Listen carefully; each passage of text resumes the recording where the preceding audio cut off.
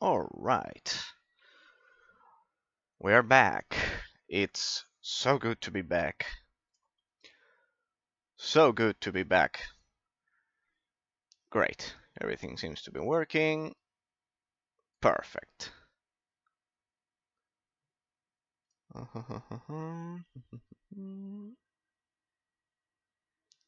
right. You cannot hear the desktop audio. Don't worry.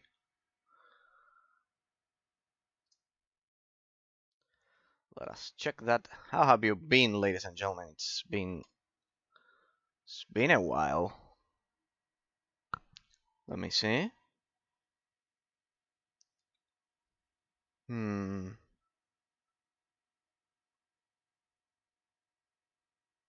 For some reason,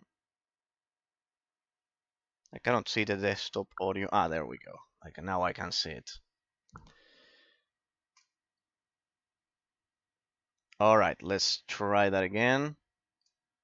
Yeah, I had to disable that for the Nintendo 3DS showcase. All right, there you go. There you go. All right, people. It's been so much time, a whole month. But well, for those of you who don't know why I haven't streamed for some time since the final days of December, it's because where I live in South America, um, it's summer here instead of winter, so it's the typical summer holidays, which goes from December to February. So yes, uh, as you can imagine, it's a pretty um, traditional holiday. I mean, it's it's 3 months. It's just kind of like your summer holidays. Well, the summer holidays here are in these 3 months. So yes, in case you're wondering, we picture Santa with a folding chair, sunglasses, and I don't know, sunbathing in the middle of a beach instead of uh, over at the North Pole. Just so you have an idea. So yes, it was summer holidays, December, January, and February. So yes, I don't know if in the US and Europe you had the winter holidays, but well, here as I've said, they are the typical summer holidays that you would see in over at Europe and the US in the middle of the year instead of January, February, and December.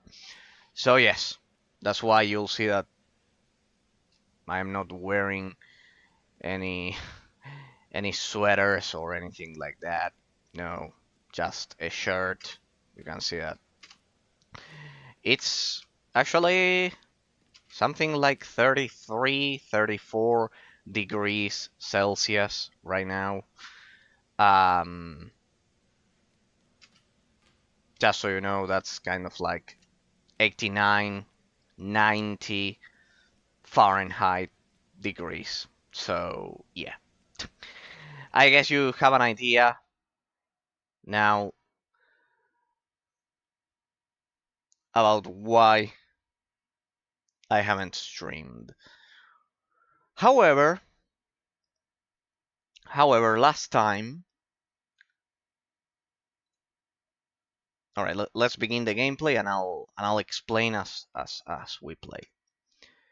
Because I did a showcase that I'm sure all of you will enjoy. Let me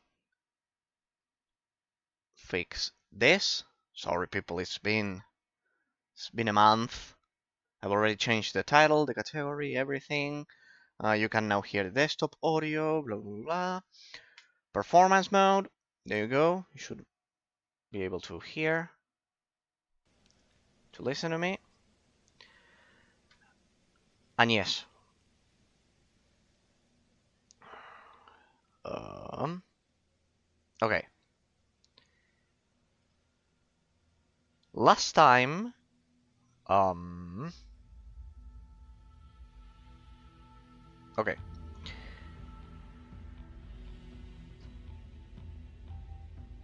okay, okay. Now I remember. Okay, last time we'll begin by doing a recap. Last time we finished the analysis of classic, vanilla, unmodded Hellgate London, ladies and gentlemen. We finished the final analysis. I did a 100% completion of that game on Elite difficulty, so we finished everything. And then, after finishing the vanilla version of the game on hard difficulty, which you can play completely offline, I um, I proceeded to mod Hellgate London with the London 2038 mod.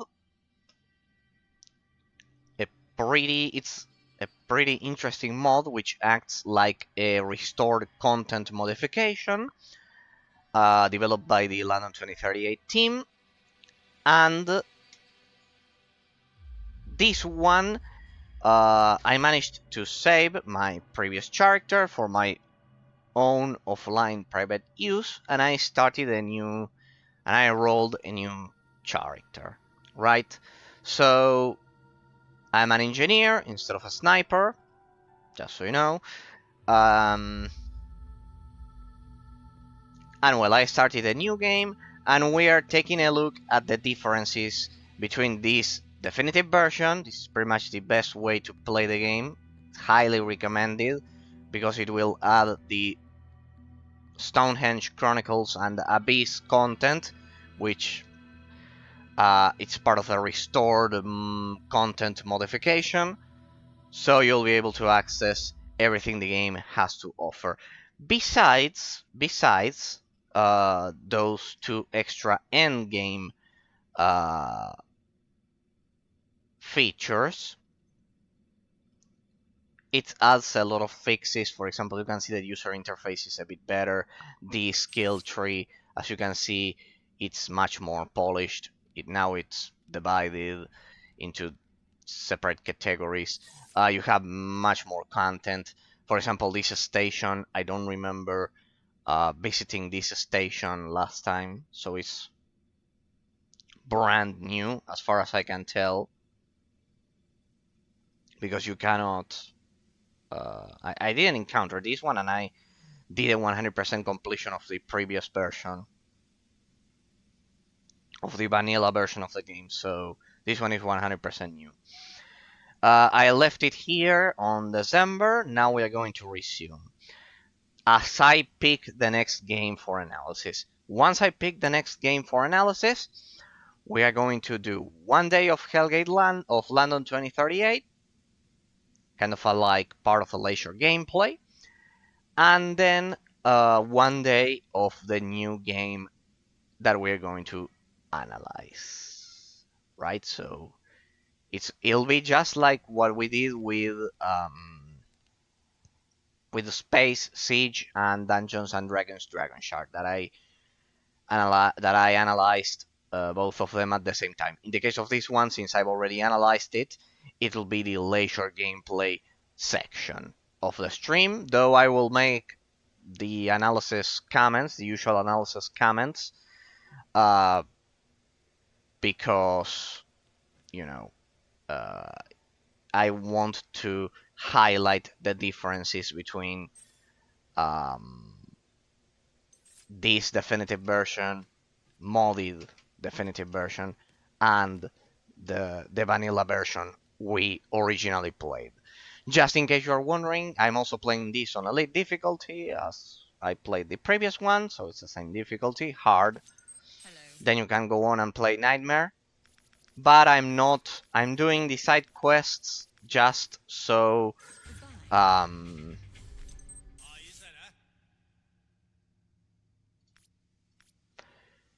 just so I get the experience required to access and beat Stonehenge and What's Abyss. the point? So yeah, You pretty do what much. you have to. Huh? Not much of a future in being. I'll be around.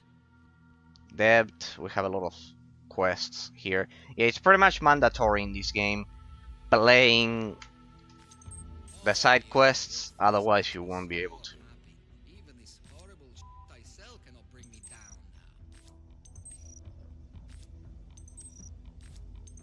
to beat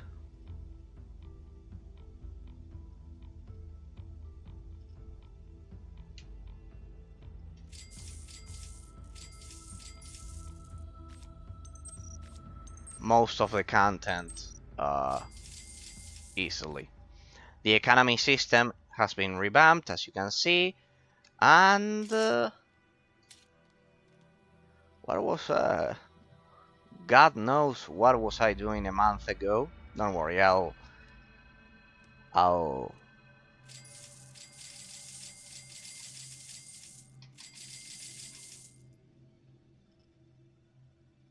master cell. And what weapon do I have? Okay, keep in touch. Okay. Inventory, no. I want the other one. Oh yeah, I want inventory. Let's see. Alright. Hey, why is in this one? I should mod this weapon. This must have been the last thing I did last time. There we go, that's pretty good for this level. We have a 4% shield penetration, adds 44 to stun attack strength, 2 points on beacon for the skill tree, 10% increased physical damage, plus 25% damage to spectrals. I need to subscriber, blah, blah, blah. Don't worry about that subscriber thing. Then we'll figure out what's it for. So we shouldn't have to worry about that. There we go. Yeah, pretty much. Alright, so this is a new station and we just got the side quests that we needed. As you know, I have the drones and the bots. Let me check. We have beacon right there. E. Then we have the drone. The drone will. Hey, I have 44 unspent points here. Uh, let's fix that.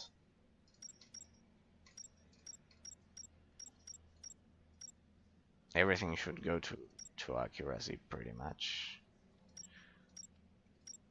All right, we'll leave some points there. Some points, 30. All right, we'll see if we can progress like this. Then I can spend my points. And I have six skill points left.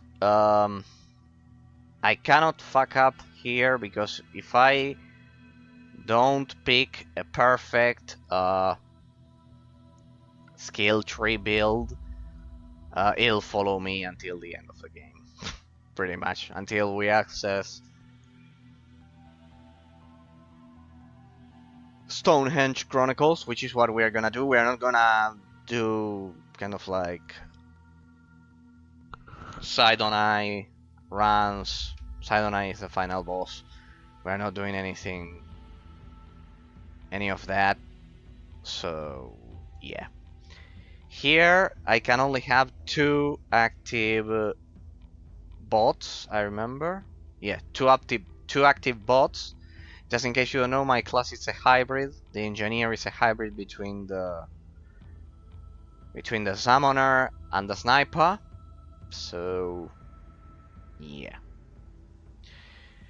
Rocket bot. I remember this one. Bomberbot takes weakening their attacks, take more damage. Two types of bots. Fire weapons and use skills faster. Blah blah blah blah. I wanted this one. And these ones were not. They would just slow down enemies, so no. Launches rockets. This one requires character level 25, we are 11. Ejects explosive special devices with many face targets. Weakening facing targets was pretty powerful back when I got killed back when I played the vanilla version of the game. I got killed a lot by being faced, so this one will ensure they take more damage. May only control two bots at the same time. This bot takes up the engineer's shield penetration value. Okay. A localized field. This one is mandatory. I don't want any suicide bots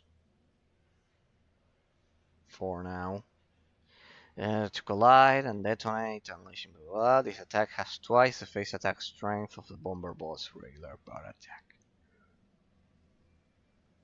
Okay, so the bomber bot also deals damage. That's why I only spent 1 point here. I see now. All right, let's see what we have. One bomb despair, of course, that's part of the main story.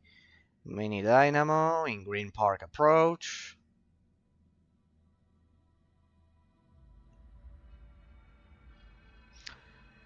Zombies killed in death sewers. Blah blah blah blah blah blah. Explore death sewers. Travel to death city. Okay, so everything is part of. All right. All of the missions present in this Oxford Circus station at this station, they are meant to be completed over there at Green Park Station. So, well, as you can see, this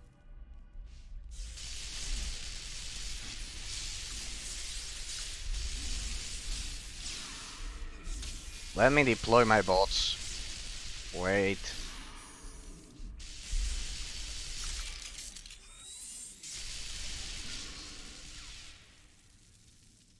Alright.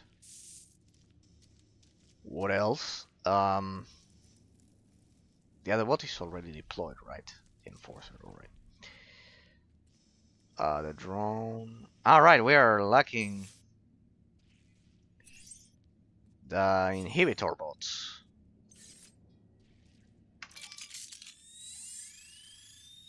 There we go. Alright, so we got 2 bots here and the drone. The drone is kind of like the main summon. Okay, so we have a lot of things to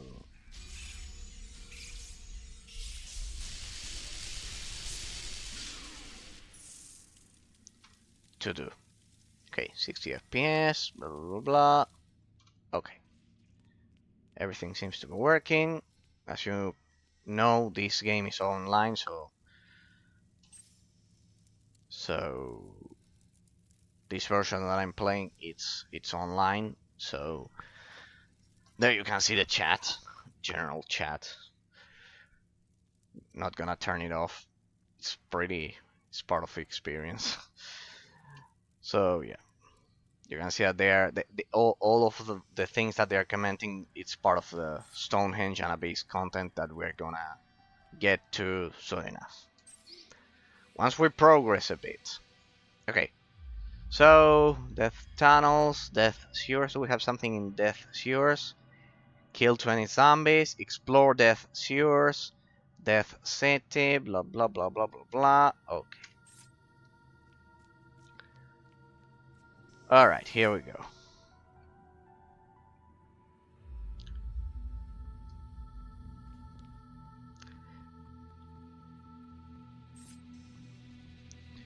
Okay, here we are back once again.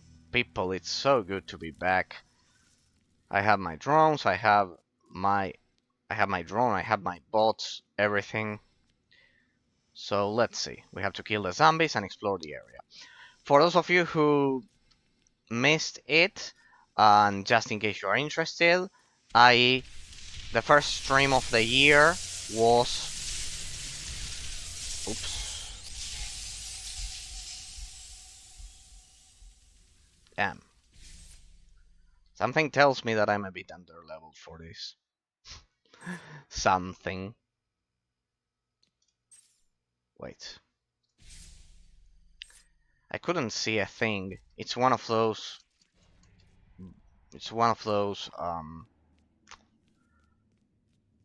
dungeons in which you cannot see a thing. My bad. The drone. There we go. Let's try that again.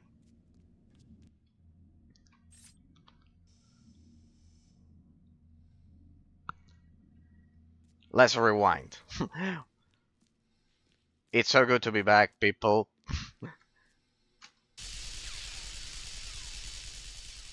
I have my drones, I have my bot, I have my drone, I have my bots, everything. This is one of those dark dungeons in which you cannot see a thing because of my monitor. It's not the game isn't like this, it's because of my monitor. I configured my monitor so dark caves and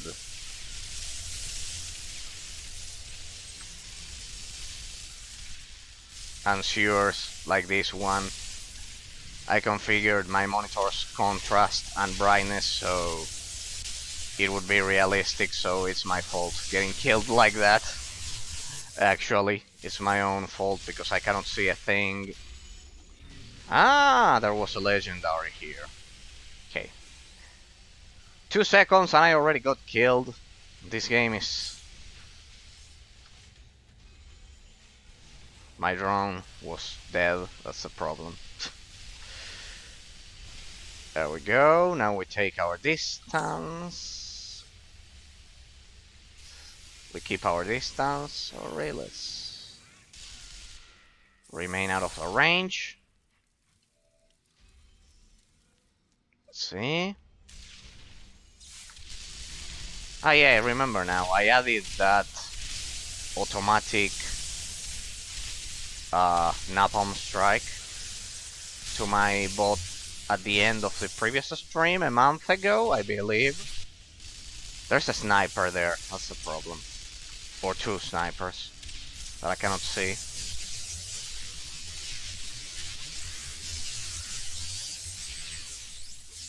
We are electrocuted. I should respawn the bot. I need to wait for it to be killed.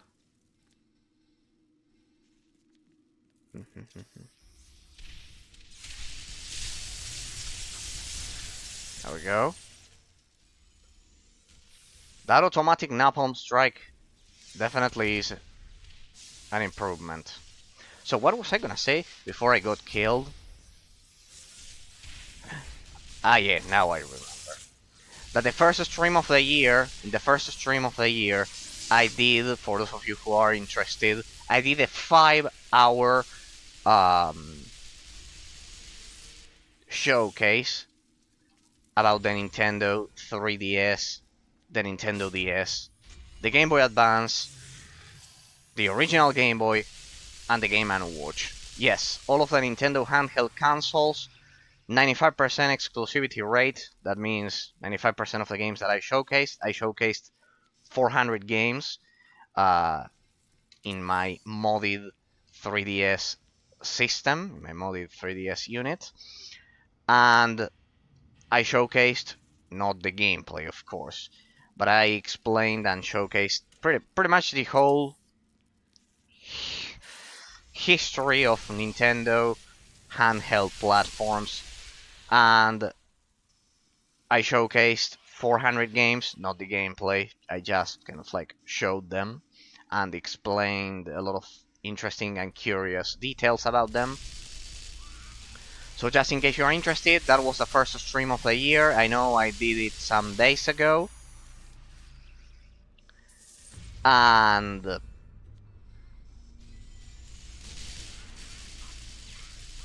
it took me several days recording that. So Death Sewers Explored, thanks. That's part of the improvements of this version, because in the other one you had to kind of like guess when you explored it. You had to wait until the mission objective would say complete. So yeah, back to the 3DS collection. If you are interested, if you like Nintendo 3DS and Nintendo handhelds in general, you'll probably love my showcase, because it's probably the most comprehensive of all time.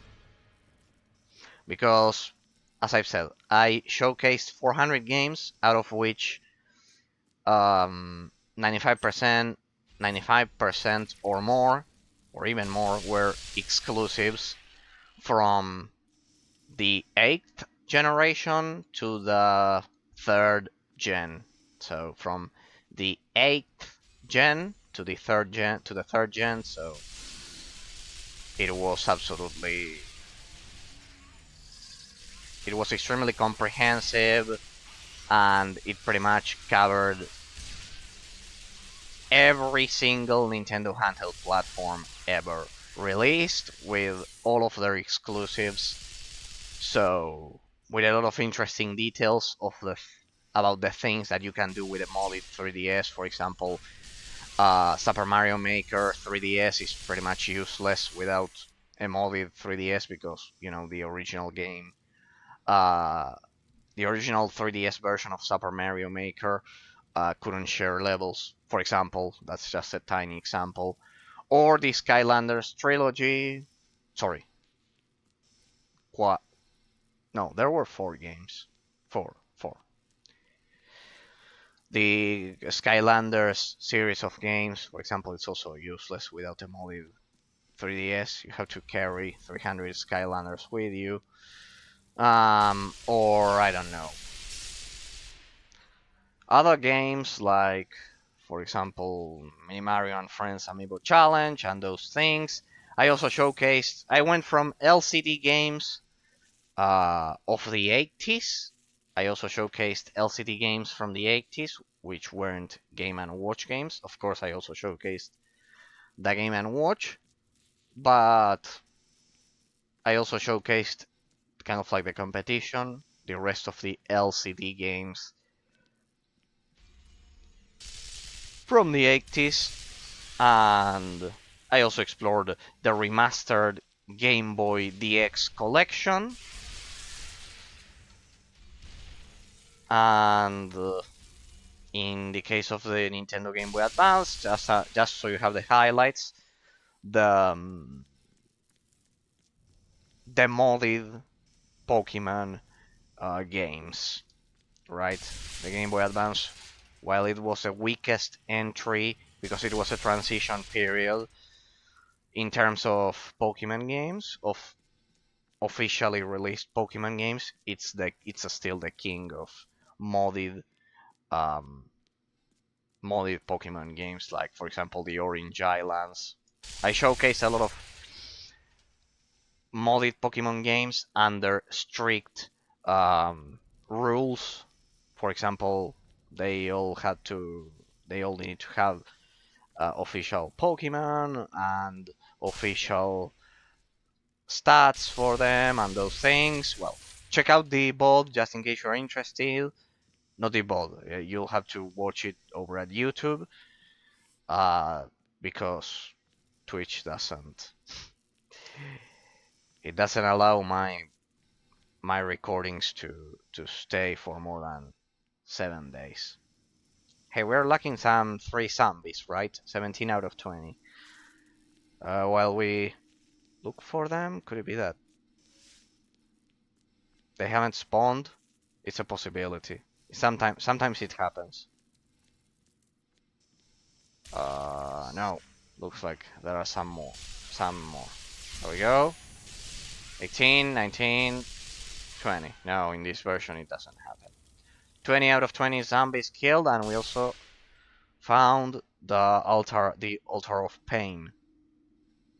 Do we need to do something with this thing? No, pretty much. We completed everything here.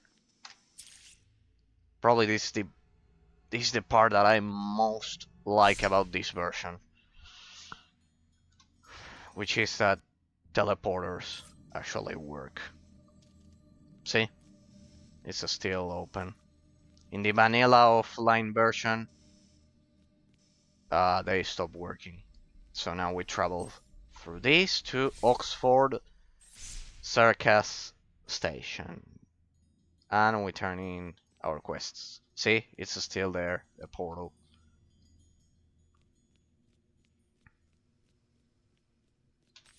You can take my word for it. These are not identified, right? Though I should pay attention to the shape Right. of the Off you mods go in then. my battle rifle, in my automatic rifle. It has 2 straight batteries, 1 curved, and 1 cag. But what do they provide? Each one of them. Let's see. No, we cannot remove that one. Oh, 54 extra poison attack. This is the weakest. This is the one we just installed. This is pretty good. This is pretty good. This one should be legendary. Look at that.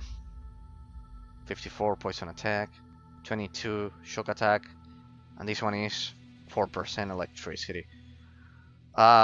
Both the cog, and this one can be replaced. Is it, eh? Let's see.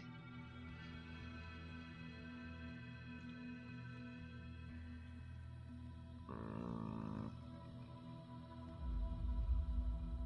Just in case you're wondering, this game saves in real time like MMORPGs, so I cannot reload. Just in case you're wondering, there's no way to save in this game.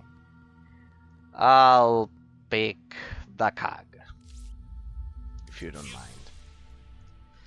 Let's see if my decision was correct, if I made a good choice or I didn't. Yes, I did a good choice. Let's insert this in our weapon.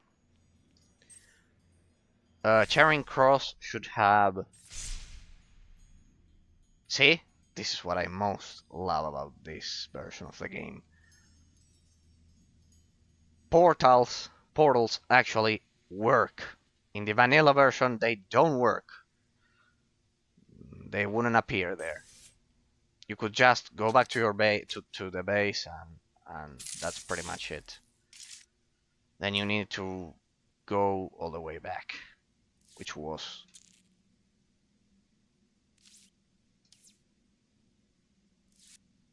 absolutely stupid. So,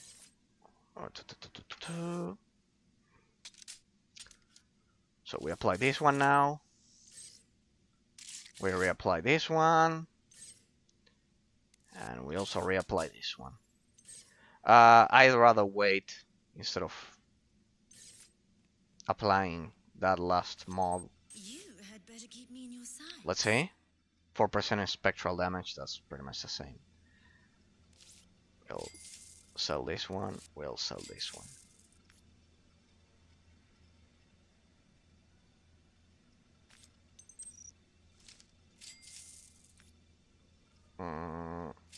We'll buy more analyzers. This one's a relic. Curved. We are still just level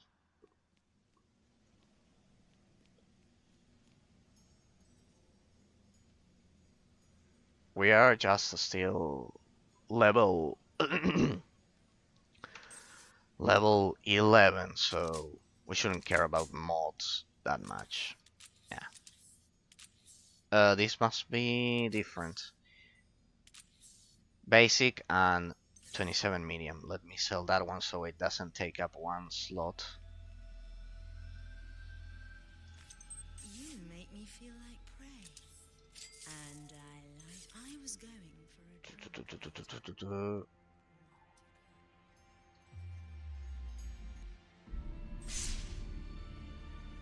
Okay. Hey, where are the...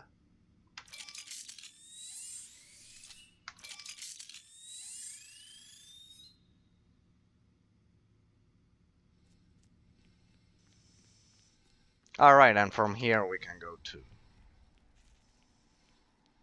From here we can go to the other ones, to the other dungeons.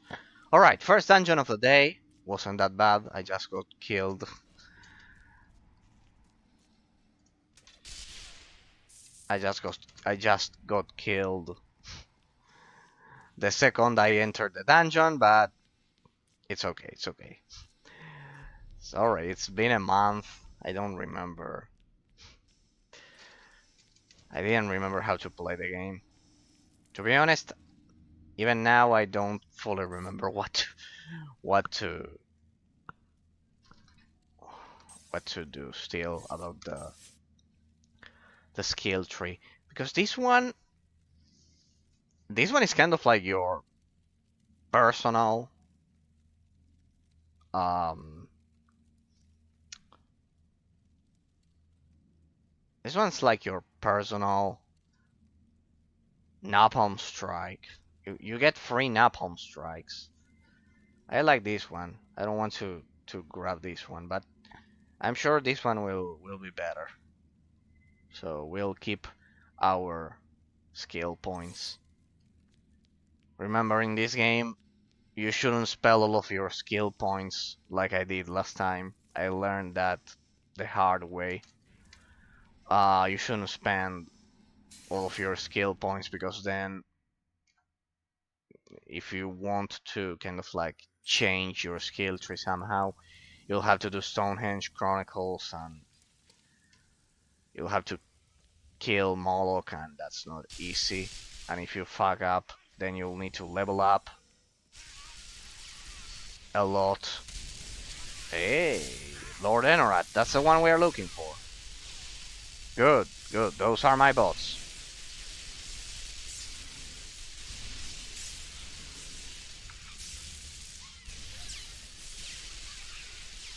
Burn, burn.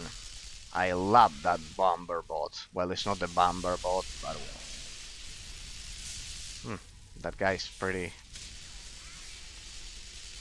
has a pretty good shield.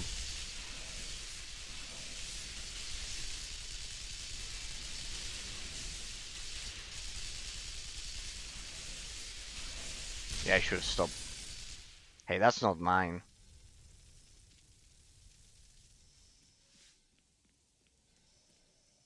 What's that? Beast Essence. I don't know what these essences are for. They weren't present in the vanilla version that I played. What on earth are them? Are they? 5 beast essences are required to enter the maw, found in Wake Hollow of Stonehenge. Alright. Required to enter Hell's Heart, found in Wake Hollow. Okay, so they are part of the Stonehenge Chronicles content. Okay. So we better collect those. They will naturally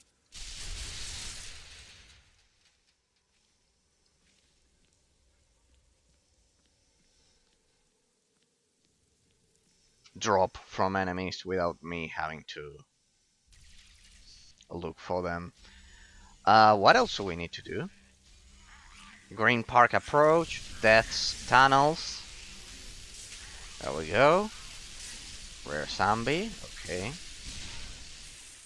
For last time, in case you missed it, I also did an analysis on for this game. So for the vanilla version of this game, because it wouldn't have been fair to analyze this version. And just in case you're looking for a very quite in-depth analysis of this game, I did it myself. As you know, my analyses are quite in-depth, and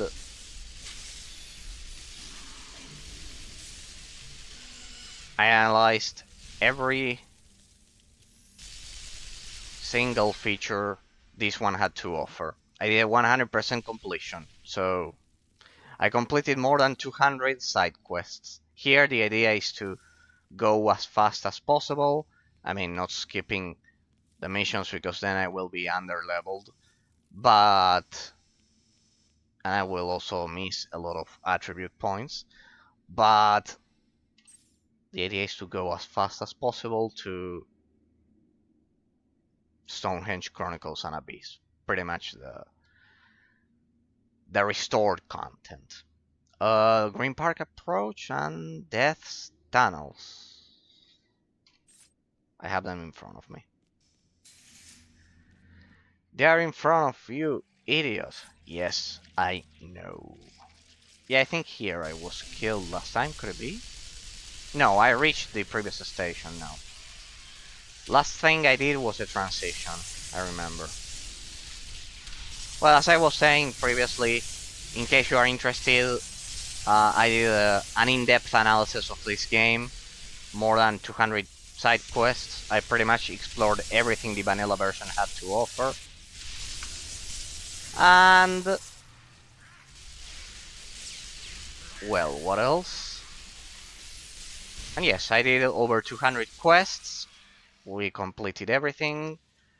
Could it be it's a treasure passageway? Yes, it's a treasure passageway. These are pretty rare to find, so they could also be kind of like a normal dungeon. But no, this one's a treasure one. It's a treasure dungeon. See? You probably thought Diablo 3 invented this.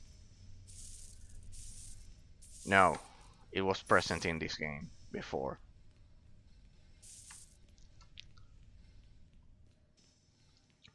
And well, I did the analysis,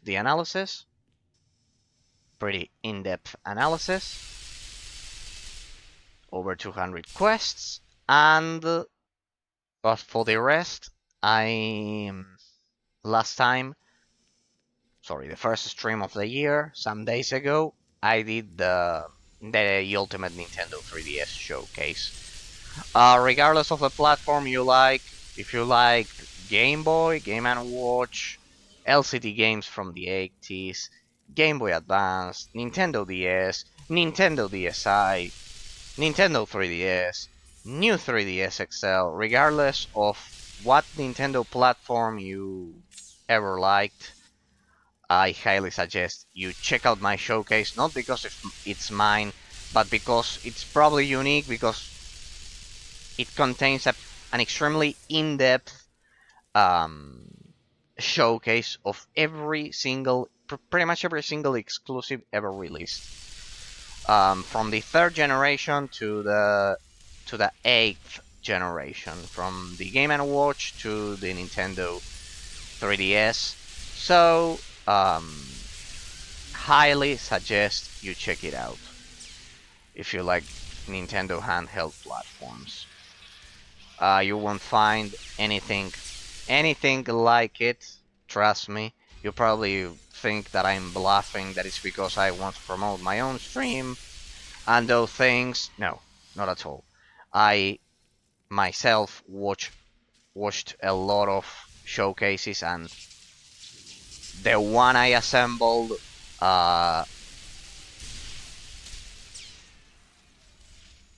is pretty much unique. I mean, I covered 5 generations.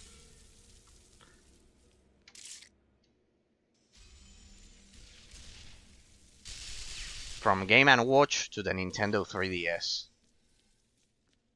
Pretty much the whole history of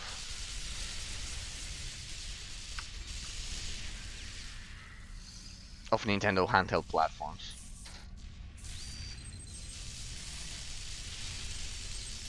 Setter or Cedar. I don't remember this being part of the original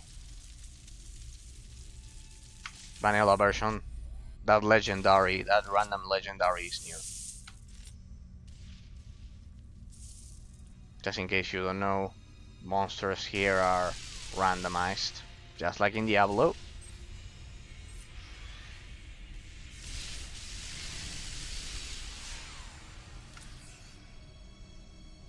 So yeah, if you like Nintendo handheld platforms, my showcase is beyond anything you could possibly imagine, and I'm not bluffing.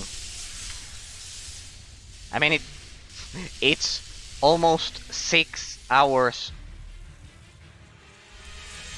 long.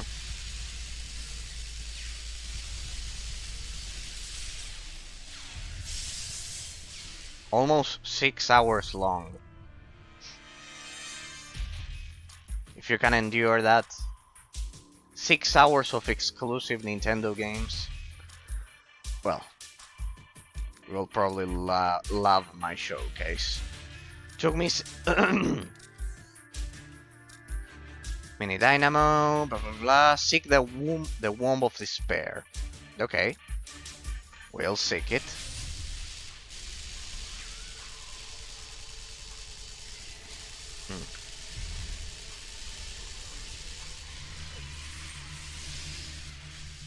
I think I see it up ahead.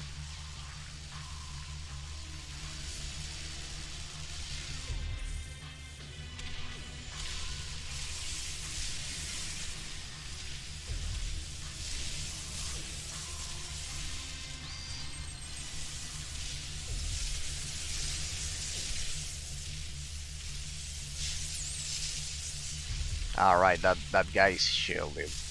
That guy's shielded. We need to kill the diabolists. Give me a sec. I need my... This shouldn't happen. But well. I need my drone. Where's the diabolist? Where's the diabolist? There it is. Don't protect him. We need to kill him. Or it. We need to kill it. There's another sniper. And this one has a shield. Before dying... Before dying, the diabolist gave it the shield.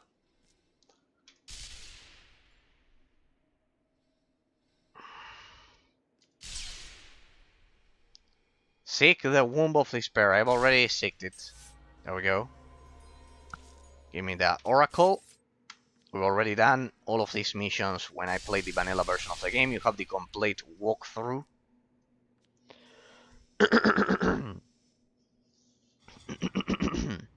You have the complete walkthrough of the vanilla version of the game. I analyzed every inch of the terrain. Don't think that I'm just doing this leisure gameplay stream because I'm lazy or anything, because you can check out that I did a complete 100% completion hard mode walkthrough of the vanilla version while I analyzed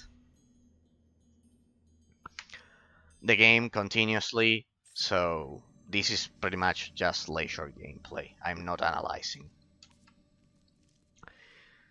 Please understand, it's the beginning of the year. I mean, nothing better than a chill stream at the beginning of the year after a 6-hour showcase.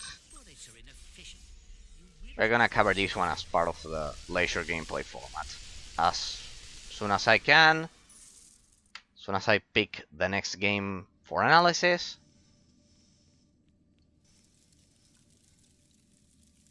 As soon as I pick the next game for analysis,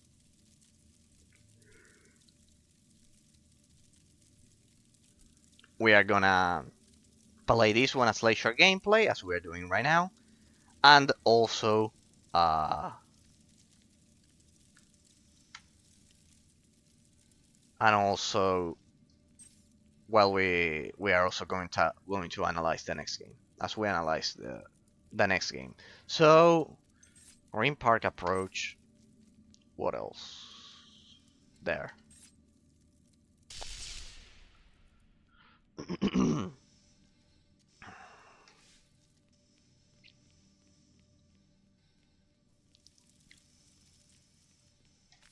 But it's so inefficient. You wish goodbye.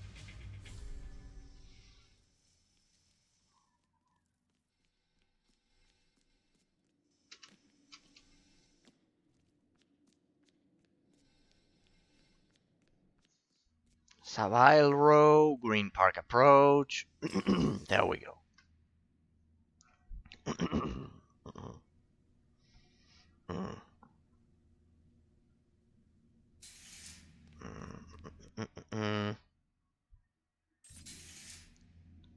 Okay.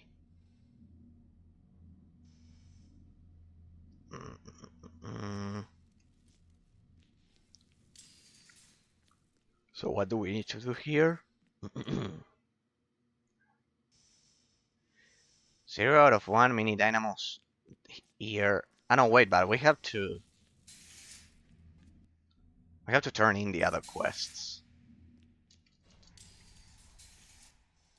We have 3 quests. Oxford Circus. Yeah, yeah, right. The ones I picked at the beginning of the stream. I knew I was forgetting about something. Always turn in the quests before Not much of a future in being lonely, is there? heading over to those, because here we'll pick straight battery. Be around. Because maybe they have more. Yes. Maybe they have more quests, and Hello. yeah, we got achievements here. Goodbye. Hello. This is if you want to make a donation. I'm just beginning. I mean, a donation to the in-game cause against demons. Don't think it's with real money. It's You can just take my palladium. word for it. Okay. Hey, off you go then. As you can see there, killed in Death City. Don't suppose you have a bite. This to is eat? why you grab your side quests before. For example, there you can see death tunnels. This is why you grab your side quests before heading into the dungeons. For completing the dungeons, because maybe you can finish 2 quests at the same time. Activity Oracle, Death's City. No, but this one is Death Tunnels. Also, I'm running out of relocation devices. No. I have 7. Okay. Okay. Okay, let's see. So let's go back to Green Park Station. And got Death City. Here. Crested Stalkers. Let me reactivate the drones. There we go. The drones and the bots. At least I won't die alone. Ah, see? Here. Remember, we've been here some minutes ago. And now we have the Crested Stalkers. So it's much easier.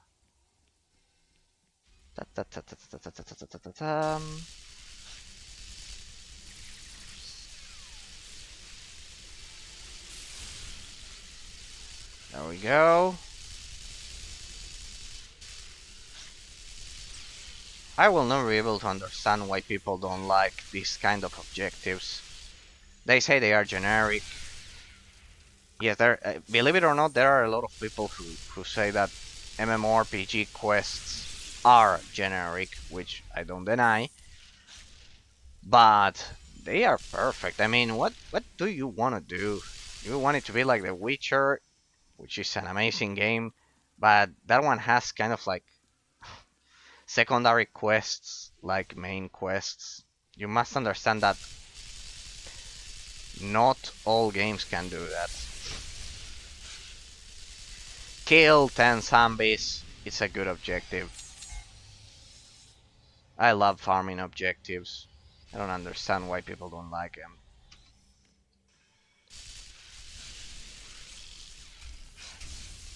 I mean, consider that I'm someone who plays World of Warcraft offline on his own, just exploring the place.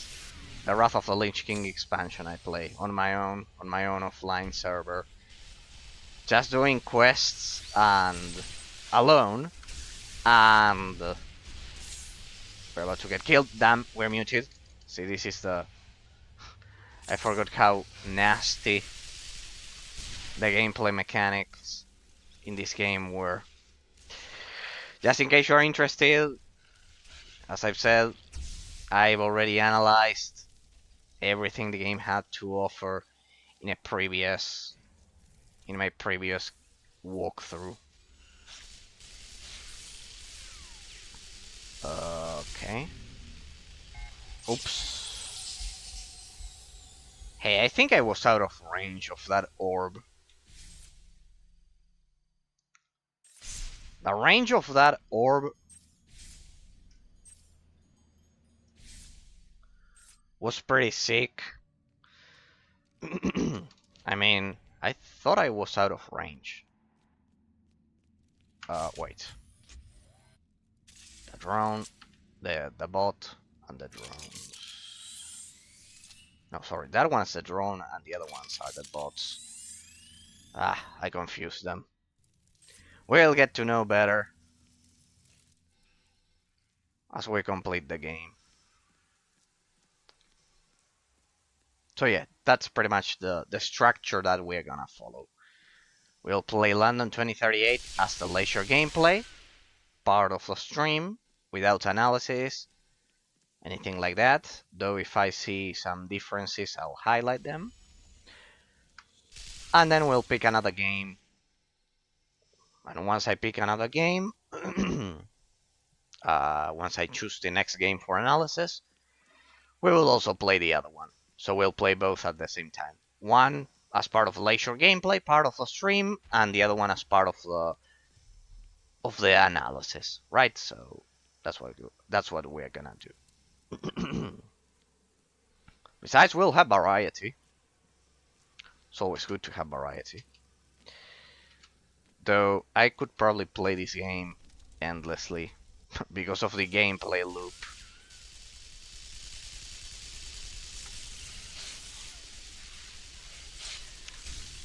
The MMORPG style gameplay loop it has. That's why MMORPGs are so addictive, because the gameplay is so superior to offline RPGs in my experience. Because the game is meant to be a persistent world, so you actually need altar of horror? No, we don't need to. We've probably already done that before. Yes, I think I did this in my last stream of the previous year of 2022. Okay. PRD Green Park Station. Let's go.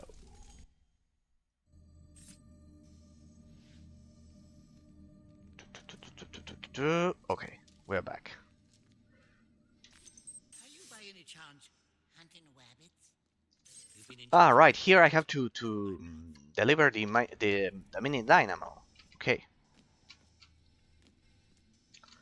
Let's kill a mini dynamo. Mini dynamos already. That's a pretty advanced. That was a pretty advanced spawn in the vanilla version of the game. But it's just one, so it shouldn't be a threat. See, those are extremely dangerous, those facing enemies. Because they will face you. If you're faced, you'll suffer much more damage. I think it's multiplied by 3, 4, something like that. I don't know. Ah, there's a mini dynamo. It shouldn't be a threat. This tiny thing, as you see it, is extremely dangerous. Imagine 5 of these it's hell. You can see those electric orbs. Those are pretty dangerous. Look at the shield. Those tiny things, those mini dynamos. You should always be careful. They're pretty challenging. Besides, you'll need kind of like pretty good accuracy. I mean, not your own accuracy, because I mean this is an MMO RPG, an FPS MMO RPG, so it's basically an RPG at its core. Oh, what a terrible distribution of items. An MMORPG at its core.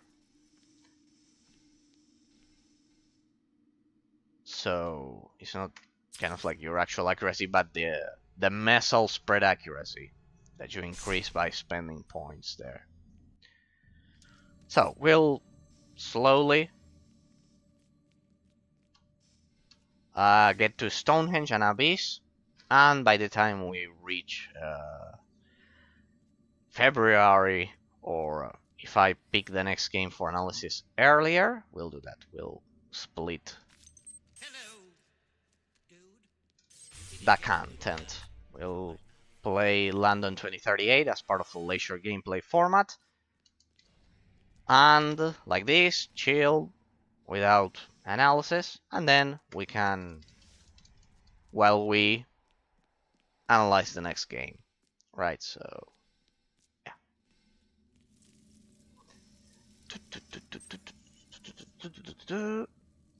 Oxford Circus Station, let's see. I had to turn in You can take my word this for one. it. Ah, these are identified. Good. 4% chance to cause an electric nova. Probably won't gonna use it, but well, anyways. 2 points down, 1 to go. Death tunnels. Cursed fellbores. Death tunnels. Okay. Just in case you are wondering, Eraser, what did you play in your summer holidays?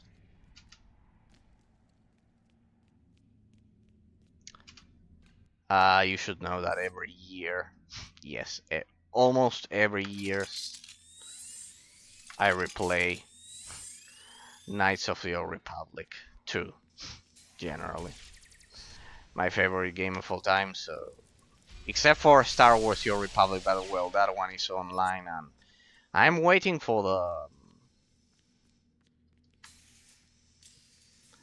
until someone releases an offline server emulator of Star Wars The Old Republic, because in case you didn't know, I know Star Wars The Old Republic is an MMORPG, which actually is pretty much Knights of the Old Republic 4, 5, 6, not 3, because 3 technically would be the book, the Revan book, which I don't know why a lot of people don't like that book. I thought it was pretty cool. I mean, I know why people don't like it, because the original idea was that there would be a third game. Originally, Knights of the Old Republic was gonna be a trilogy, and originally it wasn't gonna be an MMORPG, but a third offline RPG entry, in which the reason is why people don't like it. It's because the well, there's a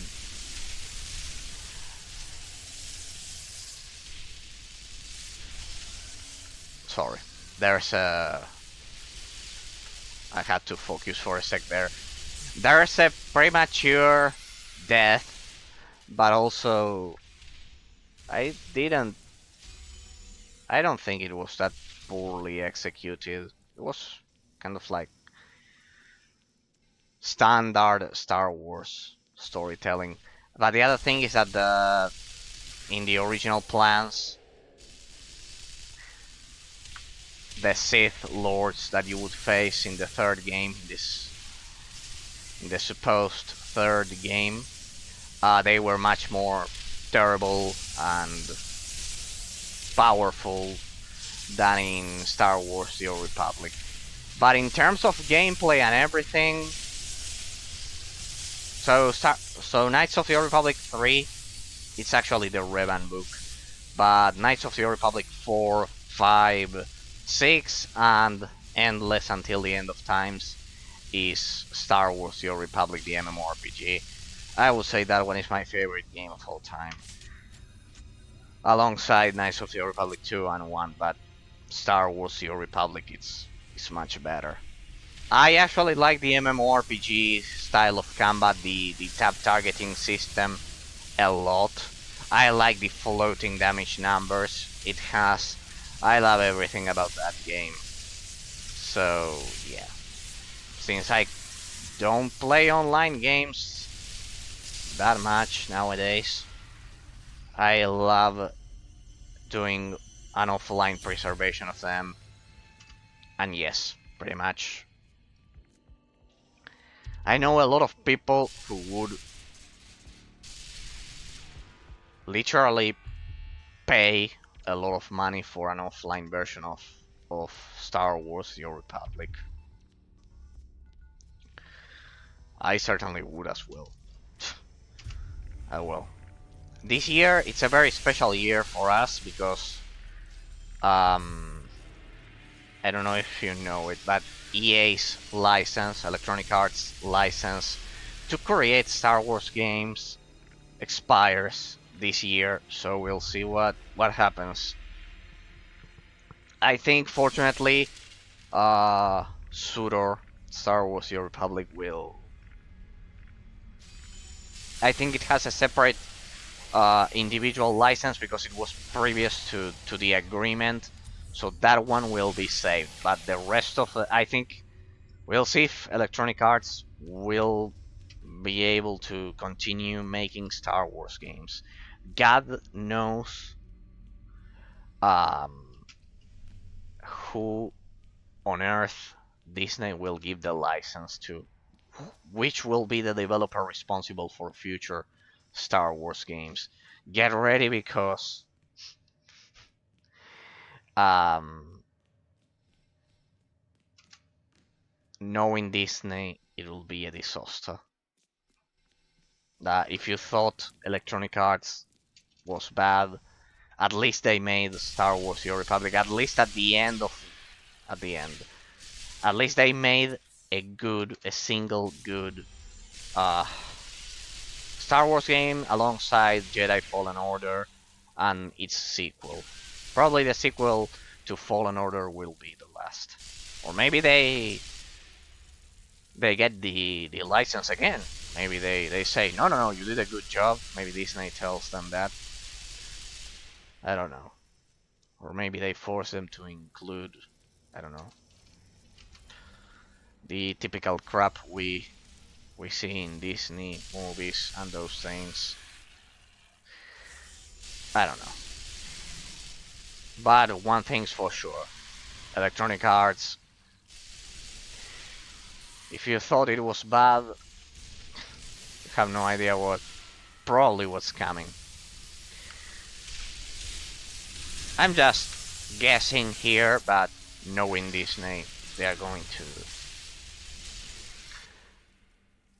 to choose the worst company possible. We'll see. I don't know which company they are gonna choose, but I predict it will be the worst possible. They simply have no talent for games or movies anymore. Sorry. They lost it completely, 100%. I'm sure all of us have watched things like Lion's King, uh, Lilo and Stitch, and those classic movies. And nowadays we watch Disney movies and we want to bomb it, pretty much. Want to project our vomiting, pretty much.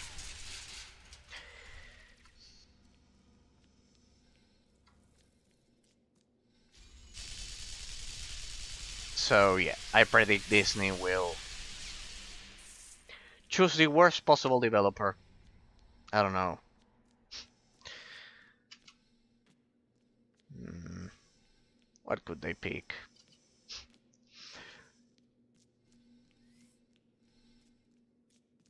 Well, at least it will be kind of like a famous developer, probably, or their own studio. Few people know that Disney actually made a good game, a single good game, because they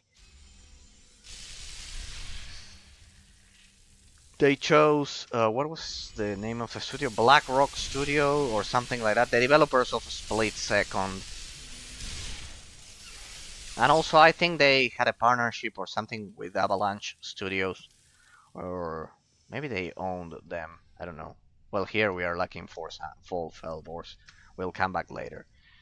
Um, please, but just please play Split Second, because Split Second it's probably the best modern incarnation, the greatest innovation. I don't like Blur in comparison to Split Second. I'm a Split Second guy. You see that that's a typical discussion of the seventh generation. What do you like more, Blur or Split Second? I choose a Split Second. Activate the Oracle. Where? Death tunnels? No. Damn, I did this mission. Where? Where do I need to activate that Oracle? That'll get infected. Probably it's because I didn't read that. I didn't read the mission description. Let's see. Alright, I'm ready. So see, come on now. Whip open your inventory and activate this Oracle. Okay, I didn't remember this. So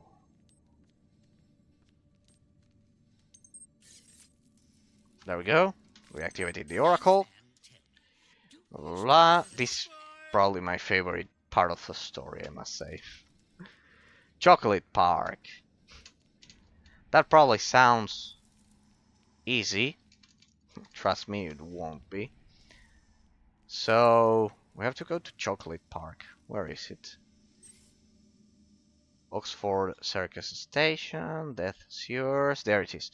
Charing Cross, Admiralty Arch, Chocolate Park. Let's go over there.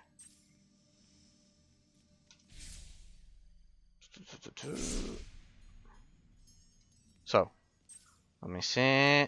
Admiralty Arch. Hey, we have more missions here. Hey, look at that, more missions.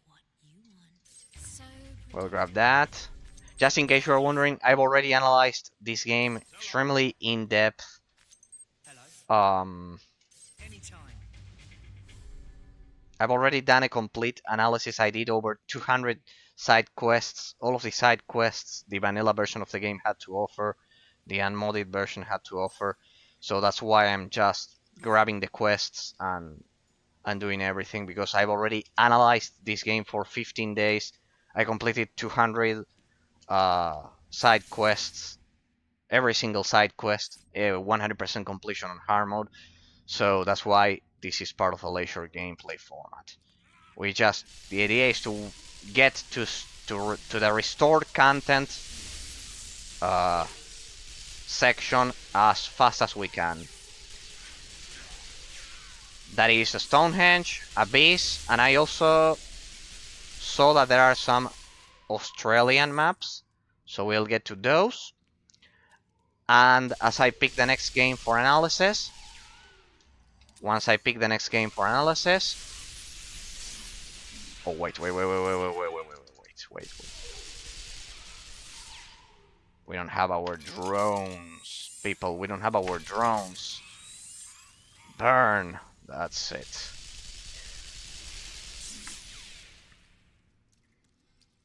So once I pick the next game for analysis, we'll continue playing London 2038 as part of the leisure gameplay format of the stream, and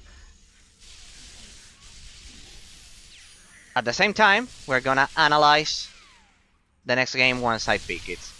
Please understand that where I live, it's summer holidays, That's why you see that I'm like this when most of the northern section of the planet is uh, it's winter. Here it's summer. 34 degrees Celsius. That's kind of like 90 Fahrenheit. So I'll take this time to pick the next game for analysis. And in the meantime, we will do a chill leisure gameplay of London 2038.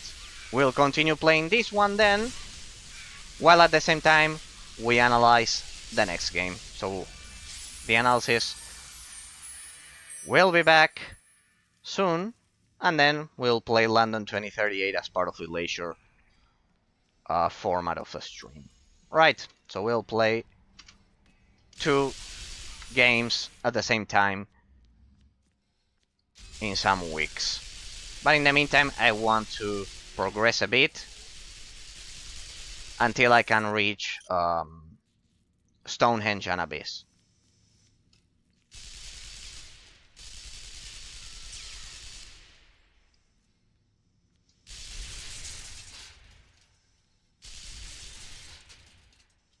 Okay, what do we need to do here?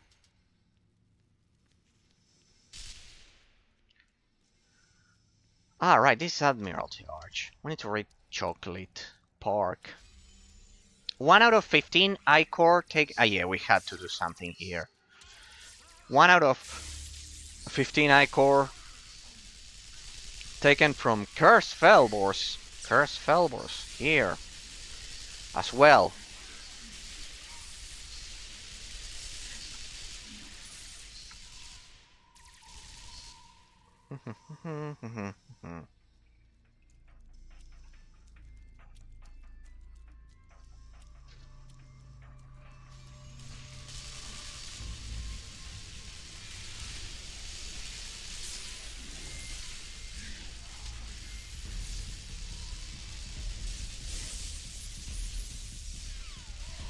Careful.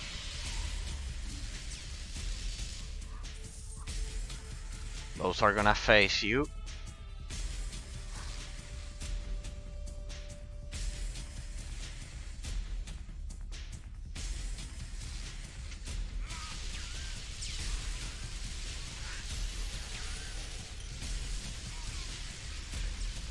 Hey, there's a summoner. What the? I don't remember that NPC in the vanilla version. This is new. Wait, what's this NPC doing here? Hello.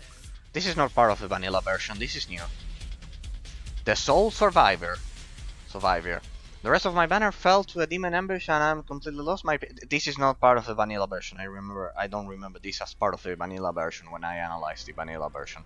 My PDA is broken and I'll need help to get to the portal for Chocolate Park. My name is... Alright. It's a escort mission. Could it be? Is she following us? No. Not at all. Could be. Yeah, this quest is brand new. I don't remember this quest as being part of I don't remember doing this quest in the vanilla version, and I did a 100% completion when I analyzed the game.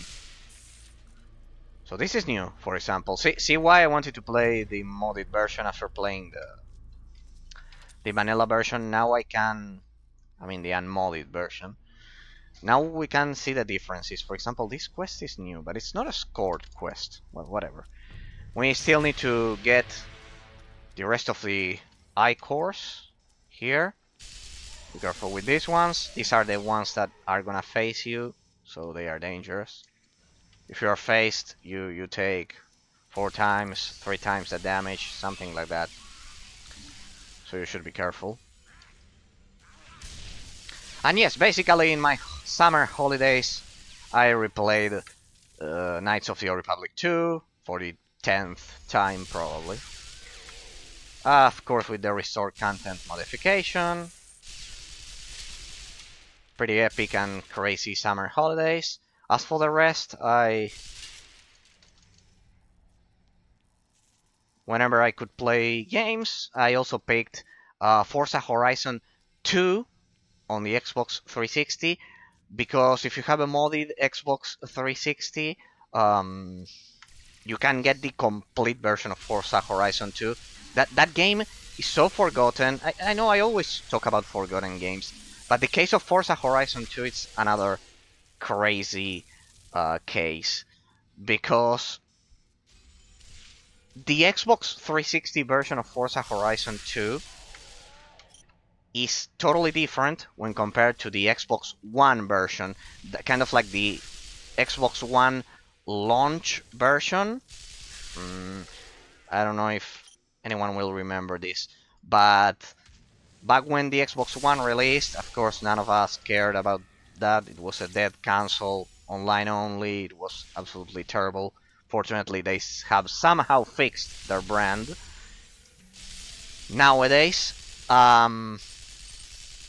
But one of the launch titles, more or less, was Forza Horizon 2. And the Xbox One version of that game was completely different when compared to the Xbox 360 version that they released simultaneously, right? So it's a pretty interesting story.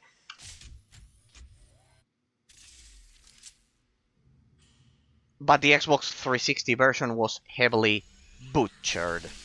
By that I mean it had no. It lacked, not in terms of quests, like let's say, but in terms of cars. Kind of like it missed half of the cars from the Xbox One version. I don't know who made that stupid decision. It's kind of like one of the last games developed for the Xbox 360. It's something like 2014, uh, and well, it's an extremely poor port. However, if you have a modded Xbox 360, you can fix it. Not only you can fix it, but you can play the definitive version, ironically, because modders took the time to incorporate all of the cut content, all of the cars that the Xbox 360 version is missing or was missing. So yes, pretty much the only modded Xbox 360 game that you need, the modded version of Forza Horizon 2, because it will not only add the cars that were present in the Xbox One version, but the modders went even further beyond. Yes, people, they added even more cars than the official version. So technically, at the end of the day, after a lot of years, the Xbox 360 version of Forza Horizon 2 is much more complete than the Xbox One version. While it has worse graphics, it has more cars, and they are taken from previous entries in the series. It's not like kind of like that the modders invented these stats. No, it's not like that. They grabbed previous entries in the series and they kind of like simply copied and pasted the cars that were missing in the Xbox One version. Of course, on top of that, they added the cars from previous Forza Motorsport games. So at the end of the day, the Xbox 360 version ended up having an even larger roster of cars. And as in terms of graphics, it used the graphical engine of Forza Horizon 1, which was extremely good for the Xbox 360, so it almost looks like an Xbox One game, kind of like the early Xbox One, the first model. So, and at the end of the day, ironically, few people know that the definitive version of Forza Horizon 2 in Australia um, is the best version. So I wanted to try that modded version, and that's what I did in my summer holidays. Besides playing Knights of the Old Republic for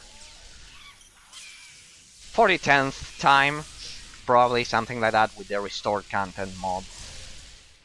As I've said, it's a pretty interesting year for that license, for the Old Republic license, because this year, 2023, it's the year in which um, the contract for the license that Electronic Arts has will expire. Yes, after 10 years, uh, Star Wars: The Old Republic players know this pretty well. Electronic Arts license to develop Star Wars games will expire. Who knows what Disney is gonna do with that license? Um, if you think Electronic Arts is bad, which it is, just picture what's Disney gonna do with the Old Republic license and games in general, Star Wars games.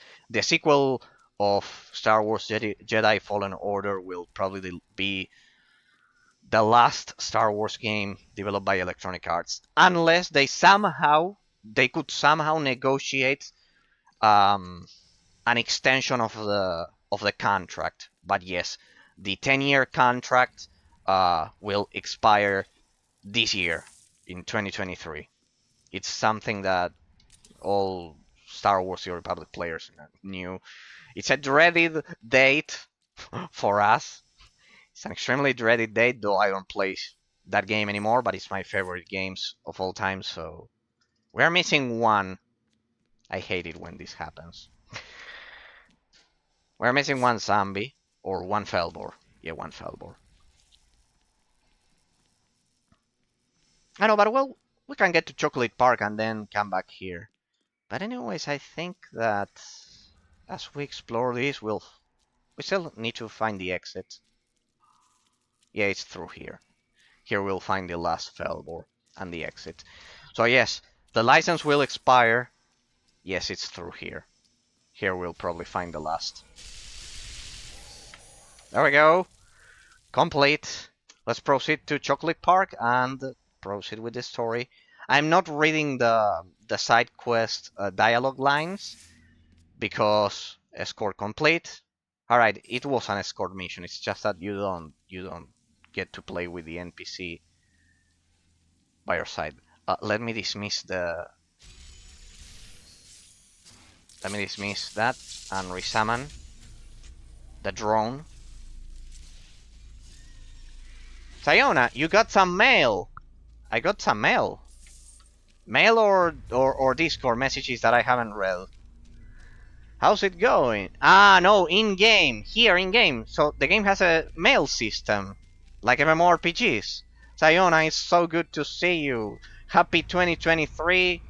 Merry Christmas. I was at the Hellish Holidays event. Let me tell you that your voice there, I watched it for an hour before. The same to you, friend. Yeah, thank you. I was at your Hellish Holidays event, and your boys were absolute beasts. I saw them tearing through those huge demons that you could summon, and it was amazing. Yeah, yeah. It was. They were beasts. They could kill level. You had to spawn level 50. What were they? It was a fun little evening of chaos. Yeah, yeah, yeah, yeah, yeah, yeah. Yeah, I watched it for an hour before for an hour and a half before going to dinner, because here it's kind of like, I don't know if it's like that in the US, but we celebrate the 24. Yes, in-game email. It's game email. All right, I'll check it as soon as I get out of here. I'm curious what it could be. And well, I watched it for an hour and a half before going to dinner, because here we celebrate in Catholic countries the night of the 24th is more important than the day of the 25th. So before going to dinner, I watched it for an hour and a half, and they could kill. I think I saw all of the classes. That was basically what I wanted to see. They would tear through the demons you summoned like they were, I don't know, like they were some cute My Little Pony mobs that you would find at a tutorial. It was absolutely amazing. It was art in movement.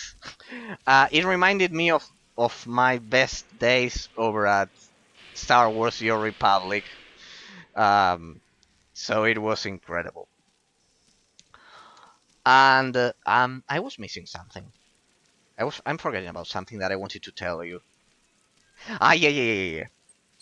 The timing was a bit off because of Christmas Eve, but yeah, the thing was that that's when I was free. Yeah, I assumed that, and I assumed others would be off work and stuff. Yeah.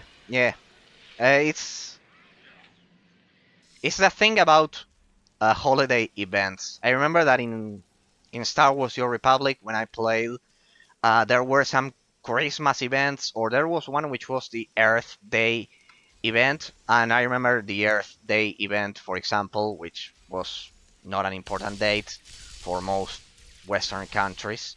Sorry if someone loves the Earth Day.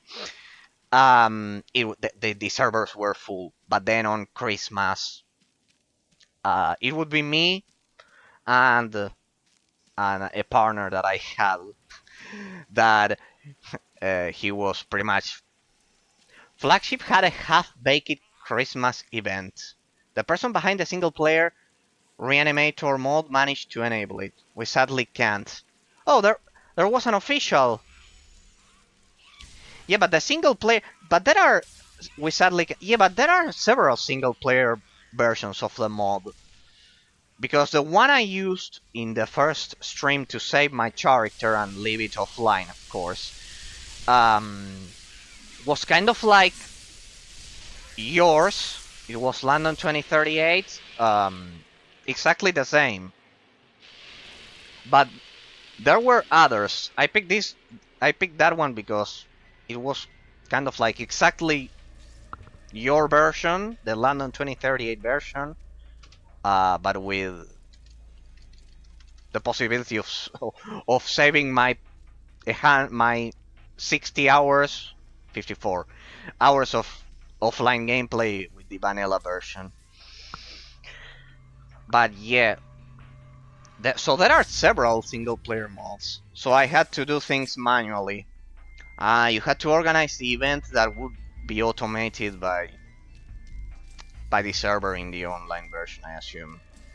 If it's like World of Warcraft and most MMORPGs, the database usually takes care of that. It's just kind of like that date, and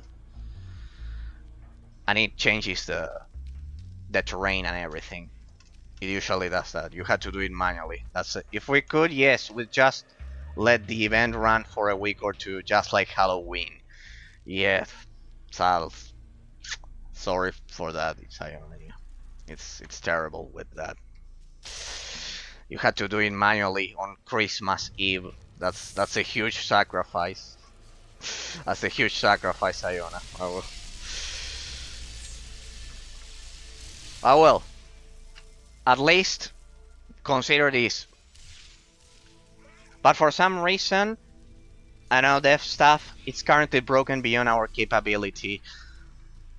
Yeah, like automating that, like, yeah, I know what you are talking about because in my offline, not a sacrifice, it was fun. Yeah, of course. I mean, a sacrifice in terms of personal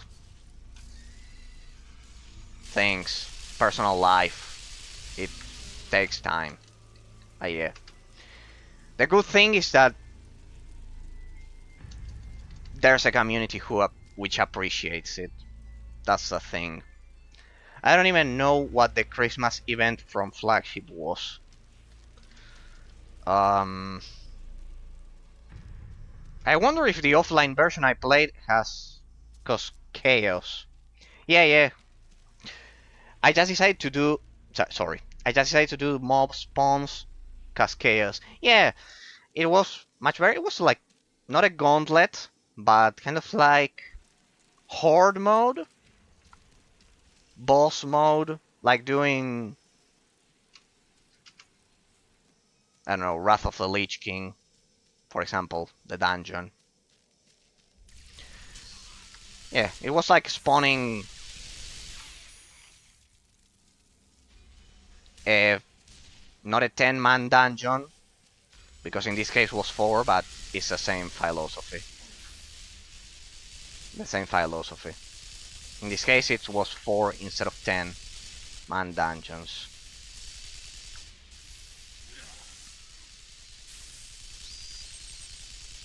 Or like world bosses. That was another thing that was. I don't know if they added that to World of Warcraft, but in Star Wars The Old Republic that was a feature. Kind of like having world bosses that you could find out in the wild.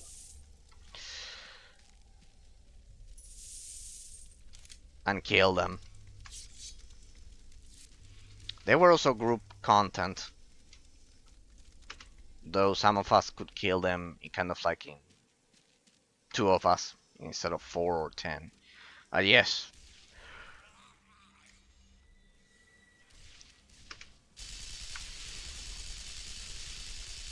There was another thing that I had to that I'm forgetting about. Um yeah, now I remember.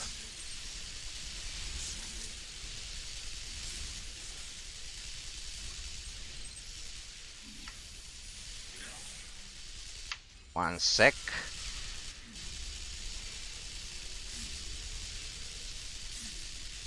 There we go. Sayuna, if I remember correctly, I think there was another person also who asked me. I remember you were interested in the Nintendo handheld collection that I mentioned on December. I already did it. Just in case you are interested, now that you visited my stream, I can mention it. I've already did it. That would be correct. Yes. Yeah. One person asked me for it, and then I think you were also interested. That you also said that you were interested. I've already done it. It's over at the YouTube um, channel. It took me. I did a stream, and then I had to add some additions. It's a 6. We'll have a pick. Yeah, it's a 6-hour showcase. So you'll have plenty of time. You'll be able to watch it. Jesus, yes, because I covered from LCD, from kind of like calculators turning into the Game and Watch and the other ones. For example, here I have an LCD game from the 80s. This was actually one of my first uh, gaming possessions ever. It's an LCD game from the 80s. I did from LCD games from the 80s all the way to the Nintendo 3DS. Almost 6 hours. It took me another 6 hours and a bit more, 7 to edit it. But I remember you were interested in the handheld Nintendo collection. Another friend of mine in personal life, also from personal life, also asked me for it. So I've already did it. Over to walk dogs. Don't worry, Sayona. Have a blast walking the dogs. I'm here with this great man, Lucius Alding. It was great uh, meeting you in 2023 once again. So, let's see.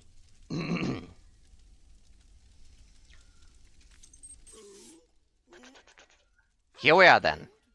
That'll get infected. I wonder if you'll ever notice. I remember this. I remember this guy. We're playing hide and seek.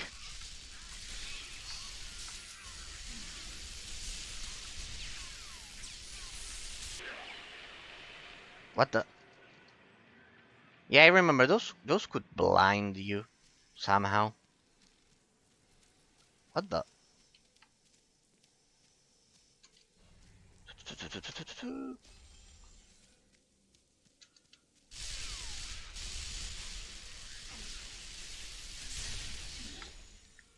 Don't worry, I'm just playing along.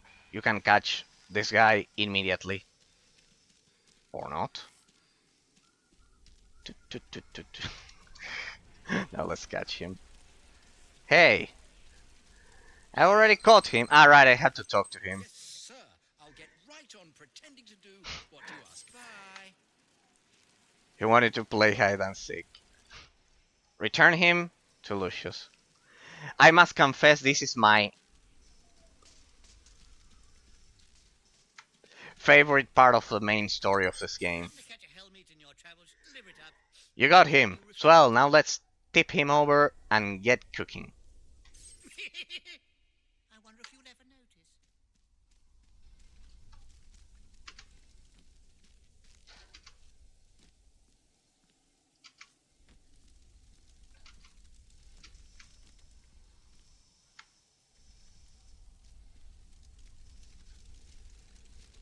Okay, I think we're done. Travel to Charing Cross. Yes, we're done here. Let's see if the Felvors respond, shall we? Because I'm lacking 4. Ah, but they're not here. I'm leaving a lot of loot behind. Well, doesn't matter. I think we'll have plenty of time to get a lot of money because economy in this definitive version is revamped.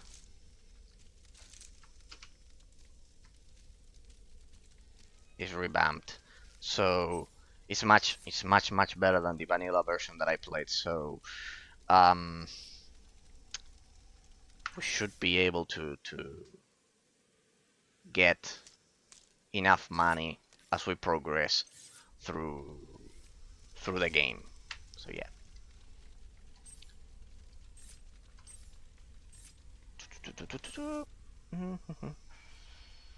Yeah, that's a full inventory. Let's make some money as we go back to the base. Portal. And let's go.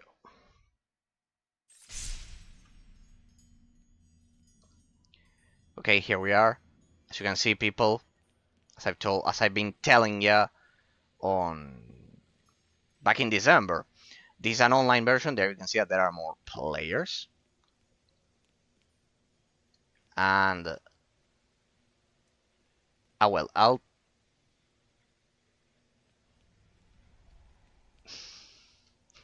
how on earth do I check the mail? I know, but there it's blinking. Silly me. I thought this was like MMORPGs that you have kind of like a physical terminal to check out the mail. No, you can check the mail like that. Open mail. That's why he said back then. It's with said you open the mail. My bad, sorry. I didn't understand it. It's with said 28 days. Right, it has an expiration date. Sayona. Unidentified wintry chapeau. Oh. Alright. Thank you, Sayona. When you're back, I'll thank you. Alright, it's one of the winter holidays. I have no room. I'll make some room. It's one of the winter caps from the event. Palladium for your thoughts. Palladium for yourself. Pretty good. I think I'll use it for some time. Probably the once once I get to Stonehenge and Abyss, I'll face Moloch and the rest with that one.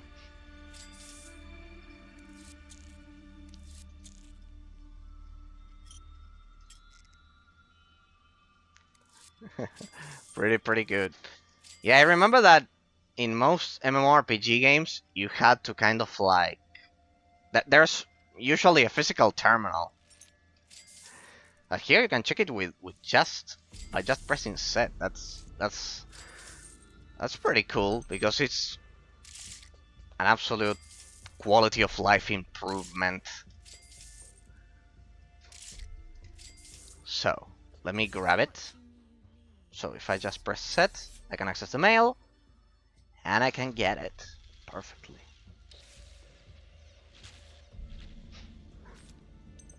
It even has a slot. Movement speed bonus, plus 25%. Oh, this will be extremely useful because it'll help me progress through normal mode much faster. Because remember that we want to go for Stonehenge and Abyss. Besides, I'll finally be able to see my face.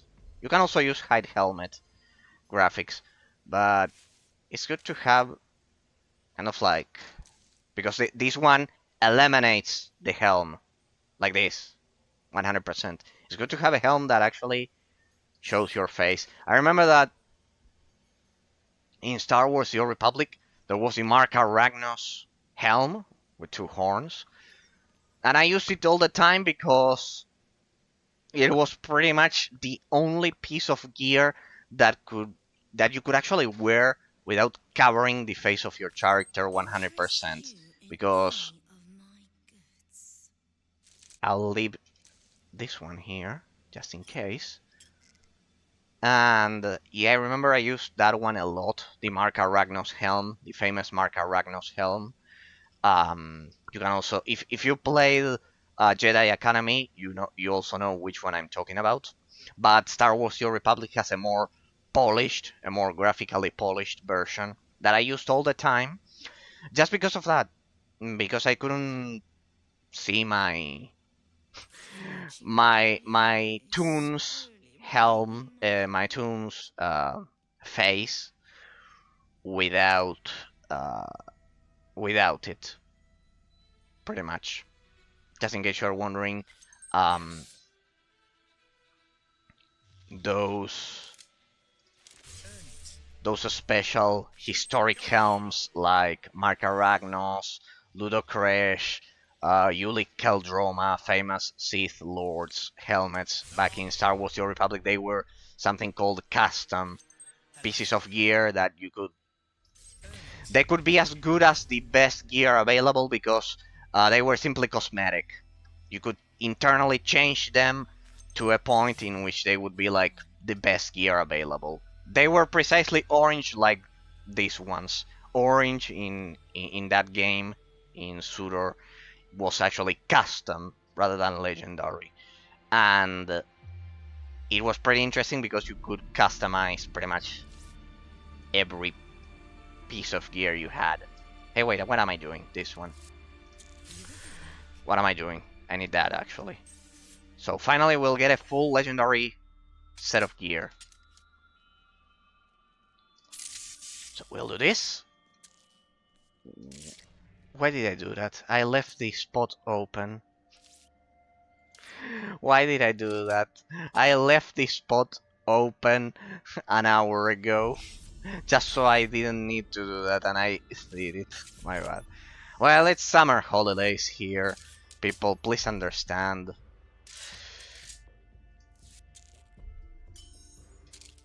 The beach.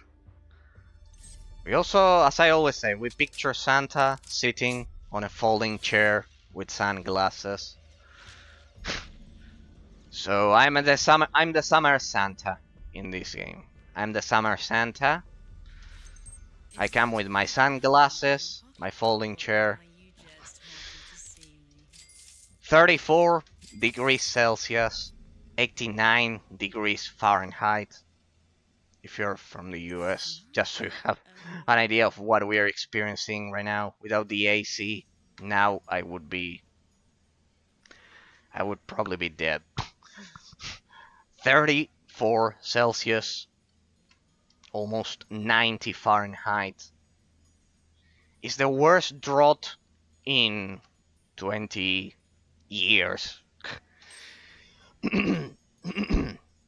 Not only for South America, but also for most of the planet.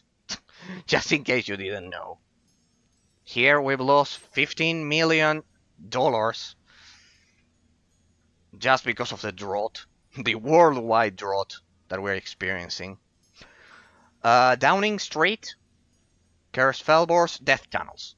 Okay, we have to find those 4 pesky Felbors. I didn't have any relics. Now, we'll loot one as we progress.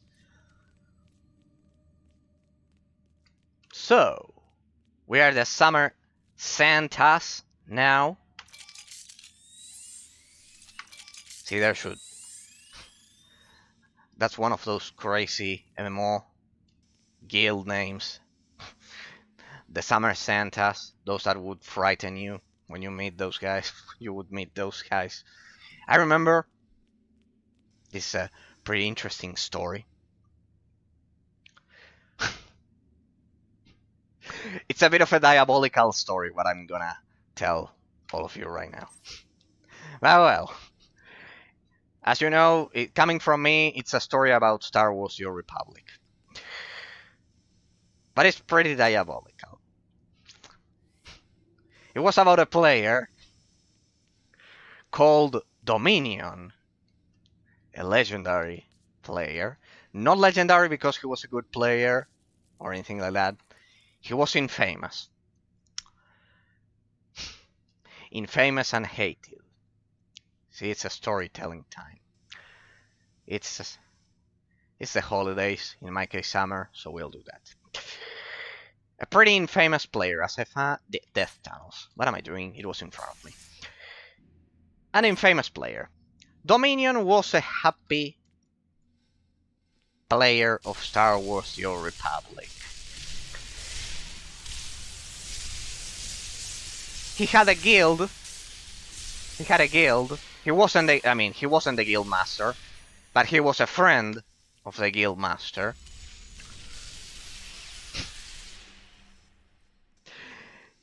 Of a guild called Death and Taxes, a famous phrase that you must all recognize from a famous US president. Death and Taxes was the guild. They would do PvE. They wouldn't do player versus player. They would do dungeons most of the time. So you would say that they were concealed. You would say they were concealed because most of the time the let's say the diabolical, for not saying psychopath guilds, we were, I must admit it, we were PvP guilds. I was part of a PvP guild. Ah, you took the hat. Yes, Iona, thank you from the bottom of my heart. It was pretty good. I discovered how to find the mail. You said set is game email. Yeah, I didn't. I must confess I didn't understand the message initially, but then I said when I saw the icon here, I realized that there was no terminal. That there was no terminal. That there was no terminal because in most MMORPGs I said this. The terminal. There's usually a physical terminal that you have to go back to the base and grab. But in here, it's a quality of life improvement. You just press that and you get it. Thanks, Sayona, from the bottom of my heart. It's pretty cool. Pretty cool. Because, as I was saying, here it's actually summer instead of winter. So, yes, let's say Santa Claus visits us with a folding chair, sunglasses, in the middle of a beach instead. I know it must sound pretty weird, but yes. So yes, I'm the summer Santa now. And that derived to my story that I was telling anyone who may find this as a YouTube vlog, that in Star Wars The Old Republic there was a pretty infamous player called Dominion. It's a pretty interesting story, Sayona. I think you'll appreciate it as well. It's a diabolical story. This guy was a friend of the guildmaster of a guild called Death and Taxes back in Star Wars The Old Republic, back when all of the servers went up. And I was playing the game. I was part of a PvP guild, they were a PvE guild. And this guy, the infamous player Dominion, this is one of the World of Warcraft stories. This guy would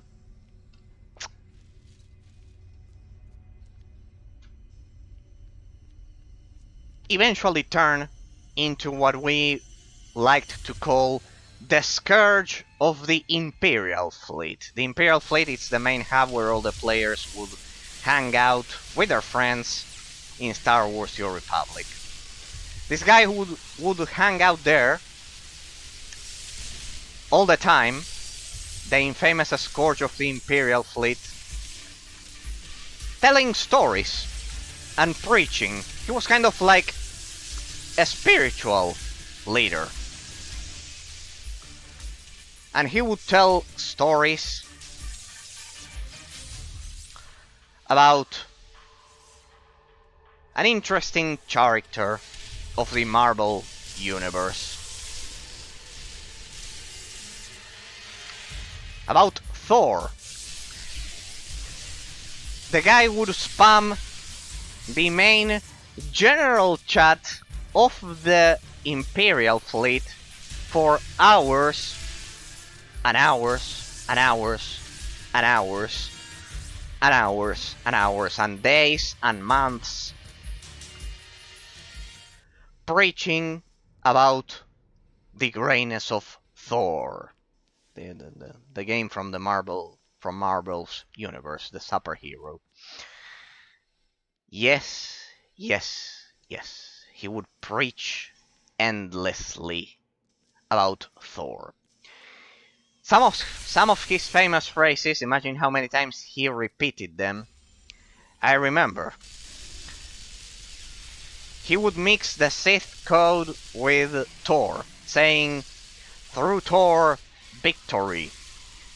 Through Thor, I gain strength." Like that, kind of like all day. 5 hours, 8 hours. Now you can see why he was a scourge of the Imperial Fleet. 5 hours, 8 hours, you would do all of your dungeons, all of your content, your main story mission content, which Star Wars The Old Republic had a lot. You would do everything, the dungeons, everything. You would hang out with your friends, playing endlessly, until the end of days. And every time you went back to the Imperial Fleet, Dominion was there, preaching about Thor. He was a priest of Thor. He would spend that insane amount of hours infecting the general chat with his preaching. Endlessly. To a point it was unbearable. He would interfere with the things you see here. That's why this reminded me of him. This want to buy, want to sell is pretty much the same as the general chat in the Imperial Fleet. But the Imperial Fleet was extremely large. As you must imagine, it was Star Wars, the US. It was a pretty famous launch.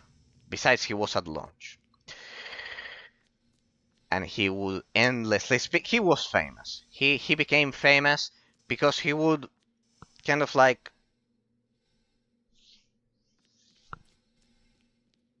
preach so much about Thor, about the Marvel superhero, that the whole chat was impossible to read. Pretty much. It was impossible to read. Um, he would block transactions. He was actually ruining the in-game player economy because, as you can see, if you cannot do this, if you cannot say want to buy, want to sell, if you cannot do this, at some point, um, people don't know that you are selling what they're interested in. So he would block the economy. He would cause problems with the economy of the game, the in-game economy. He would, of course, make all the players over at the Imperial fleet mad because he was unbearable, because he was all day. Imagine a person preaching all day about Thor and how Thor was good. At some point, this priest of Thor succeeded. He succeeded, people. It was not just that he would block the main chat and that he would be unbearable preaching about Thor all day. At some point, he succeeded because there were some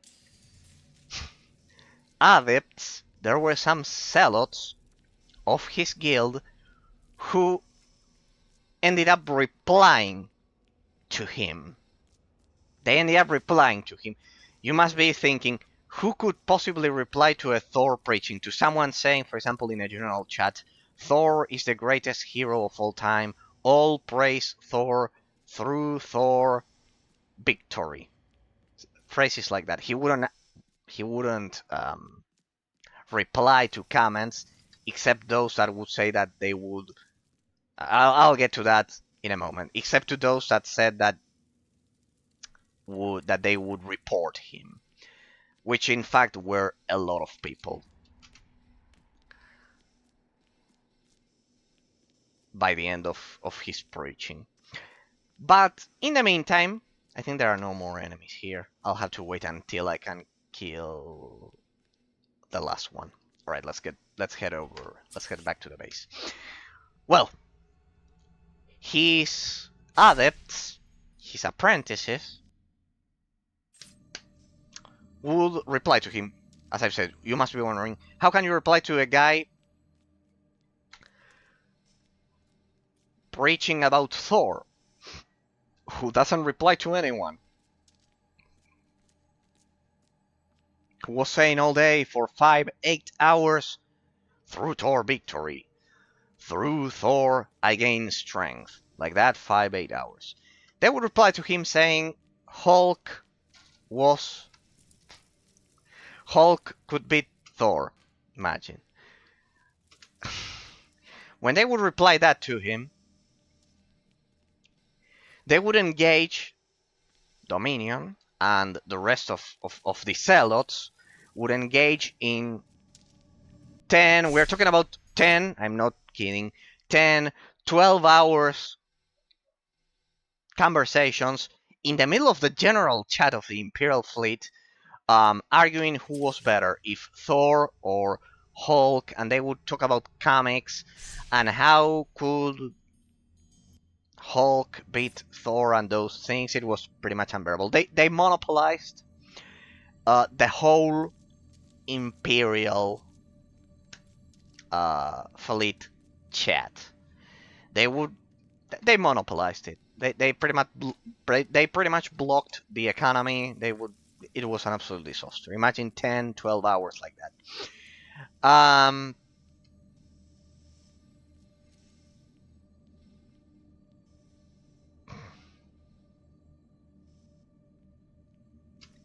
Imagine that. All right. Eventually, as you can imagine, as you must all imagine, people raised against him. Not the people who were from his guild, but the rest. The rest of the normal people who were being oppressed. Talk to Lucius Aldin. But here or over at... Where is he? Over at Charing Cross, maybe? No, he wasn't there. Ah, yeah, he was at Charing Cross. Well, eventually people raced against him. Eventually they raced against him. And they said they had kind of like normal people try to race against him. Bullets are inefficient. Maybe you should try jamming your fist into And they the began glob of telling fire him that they rather would than the report battle him that because goes it through was a it. point. Good I'm contact talking about the activating your cerebral worst. cortex. It was it was kind of like the critical mass point. At that point, it was unbearable. A lot of people would end up talking about Thor endlessly for 10, 12 hours. He corrupted the whole Imperial fleet chat. I'm talking about the same guy. This guy single-handedly corrupted the whole Imperial fleet chat single-handedly. Then his guild, then after his guild, random people, they would all troll. It was kind of like a huge mass of trolls, all monopolizing the Imperial Fleet chat every day and every day and every day, endlessly, endlessly, until the end of times, worse than anything that you are imagining right now. Well, at this point, the whole Imperial Fleet was corrupted over over 600 over 600 people, something like that, 500 people talking about Thor and how great he was, and others would join his guild mates, his guild mates, um, on the side of Hulk, saying that Hulk was better. It was absolutely unbearable, horrendous, a horror. All right. Yes.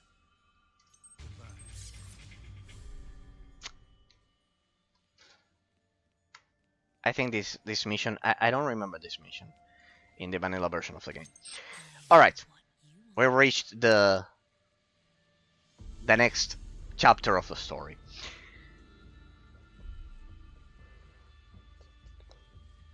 The whole Imperial fleet corrupted.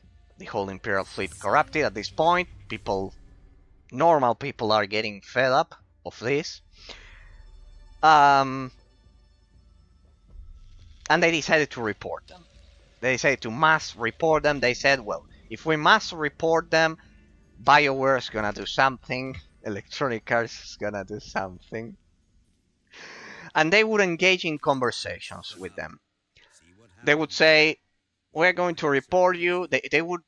They tried to frighten them by telling them, "We're gonna report you all. We're gonna report you, and you'll see that you'll stop doing that. If you keep talking about Thor, we're going to report you. You are monopolizing the whole chat. You are blocking the economy, distraction on a massive scale. You've already infected the chat. Blah blah blah blah." They must report it them, but before doing so, they've tried to frighten them by engaging in conversation Come on over. with trolls. So they would threaten them. We're gonna report you. We're gonna report all of you. And they would, and the degenerates, when they tried to report them, they would say, "No, but actually, you are threatening to report me, which is in violation of the TOS, of the terms of service. We are the ones that, and you are forcing."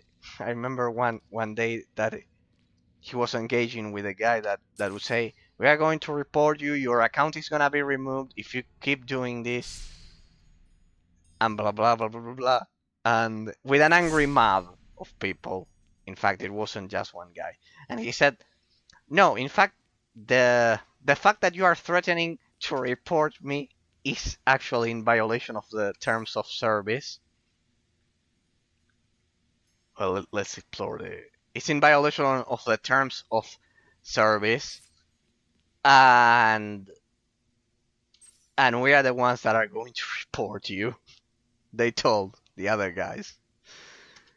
And we're actually going to report you. Where's Whitehall? Green Park Approach, Admiralty Arch, Chocolate Park. Do we need to do something in Admiralty Arch? Explore Piccadilly Approach. Where is it? I'm a bit... Wait, I'll continue with my story right now. Here. Central Park, Green Park Approach, Piccadilly Approach. So, they would threaten them to report them, and they would say, it's in violation of the terms of service. We are the ones that are going to report you. And they indeed do so. So it was a report. This ended up being a reports war. At this point, the server was in jeopardy, as you must imagine.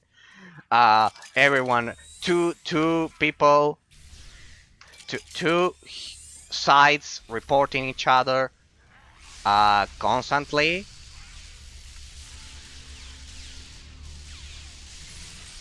Imagine this, kind of like an all-out reporting war in the middle of the Imperial fleet. We would all be, not me, because I didn't report anyone. Trust me. Uh,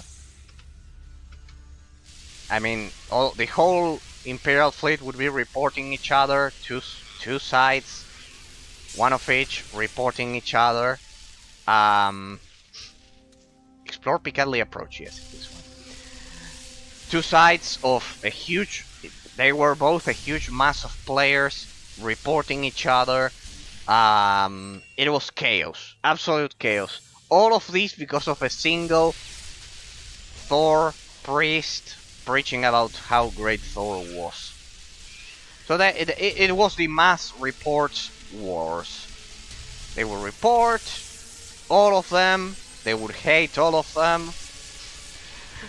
The trolls saying, no, actually in violation of the terms of service is the fact that you are threatening to report me and the other ones because it was unbearable that I would completely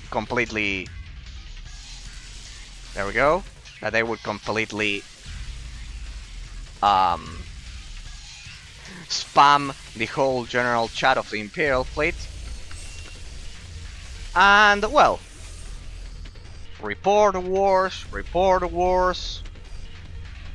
two huge sides reporting each other all the time. I'm sure the employees over at BioWare were happy in that period of time because they had to basically block their whole mass of players, which was not gonna happen because we were all subscribers at that time and we were giving them money. BioWare would never, Electronic Arts and BioWare would never ban any players because they would represent a lot of money because it was a subscription based game. So, and pretty expensive, I must say. Just like World of Warcraft. So,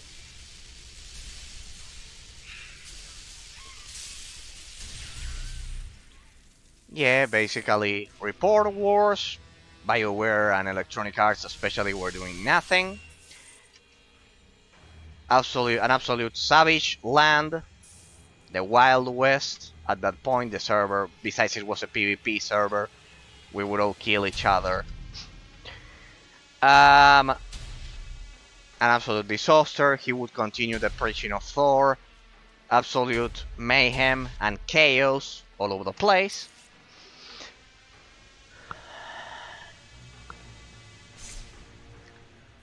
And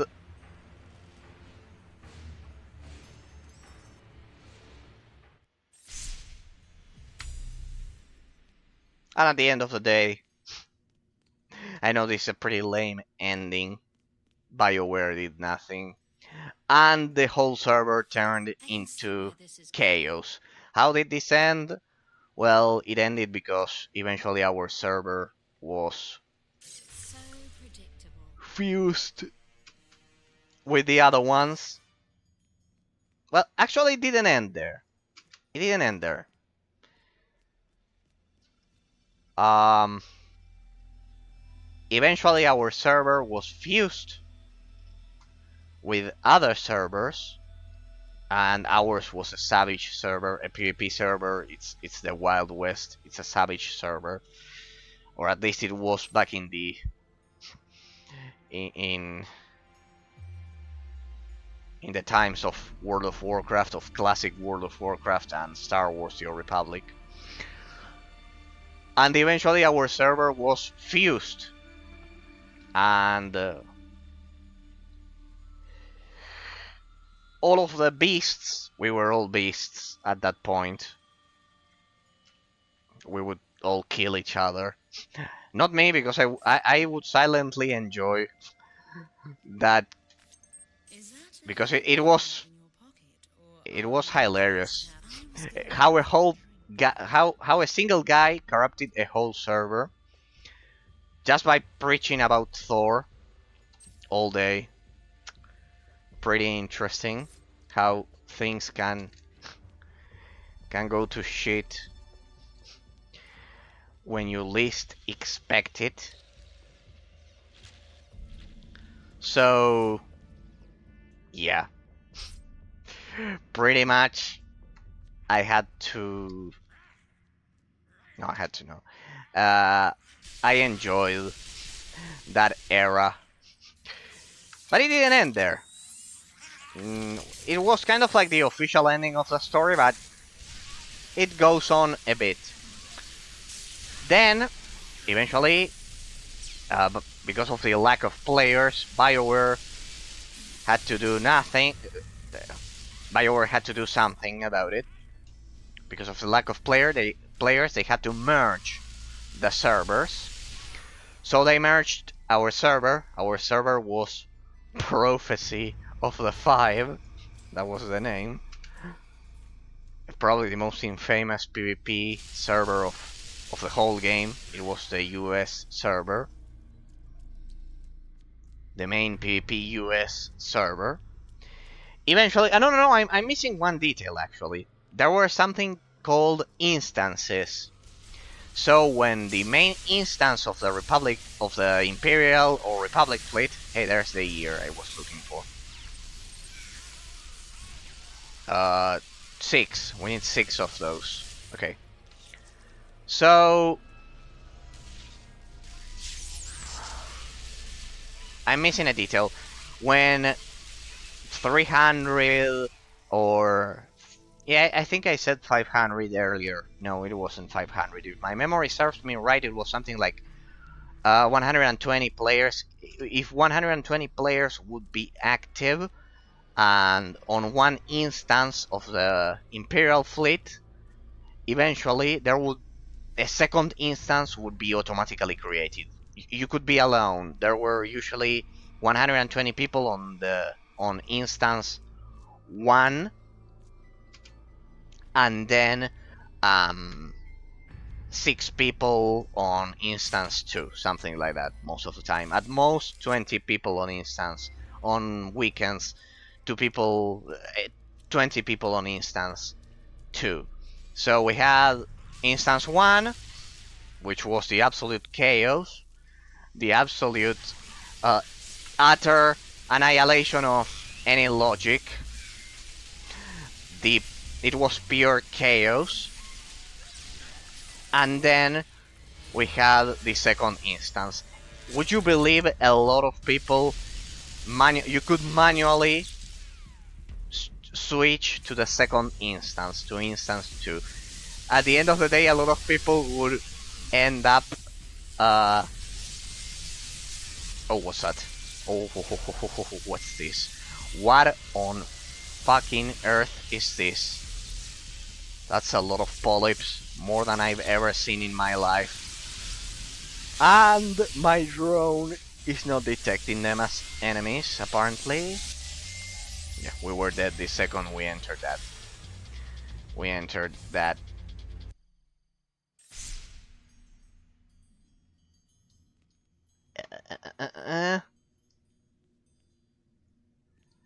It was Whitehall or something like that. Yeah, it was a white hole. Piccadilly approach.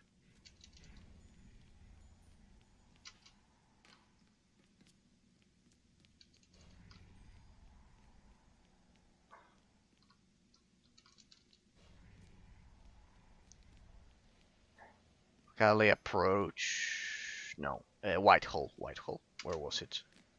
Was kind of over here. Well, eventually there was a second instance of the Imperial fleet. It would be created automatically. A lot of people tried to escape madness by going there. There they are. Oh. Interesting. Please don't kill me.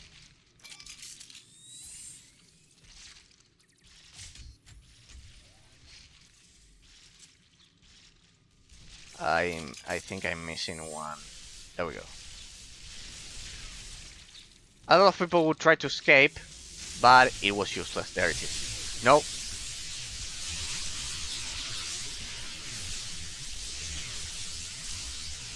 Empyrean overwhelming. Overwhelming. It's a summoner. Good. That's it. That's it. Save me my drones. Burn them.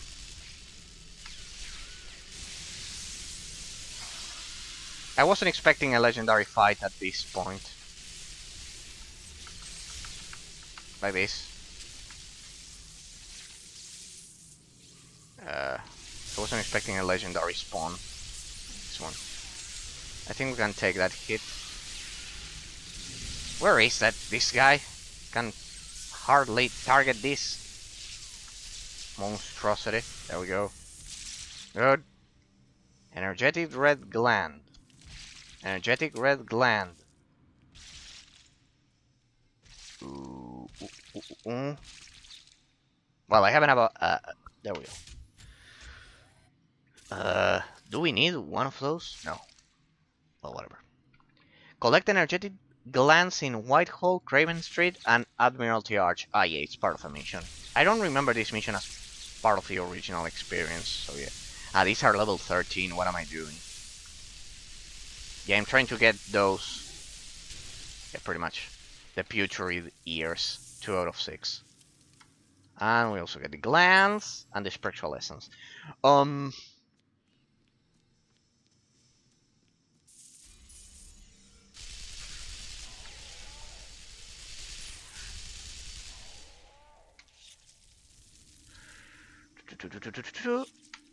Well, second instance of the Imperial fleet. They would try to escape, but they would try to escape there. It was quiet. You would sometimes be dropped there if the first instance was full, if it had 120 or something like that. And then they tried to escape. It was useless because eventually the Imperial fleet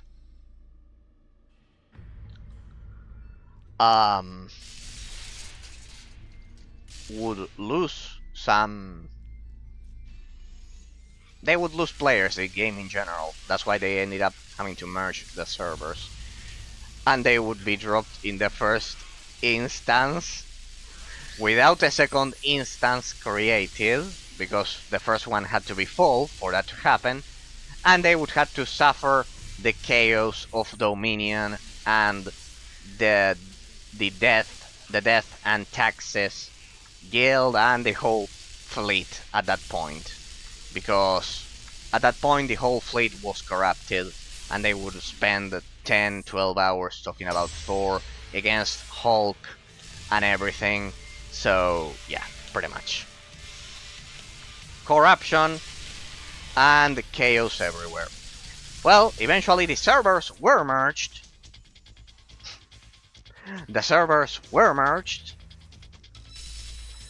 And BioWare and Electronic Arts made the fateful choice,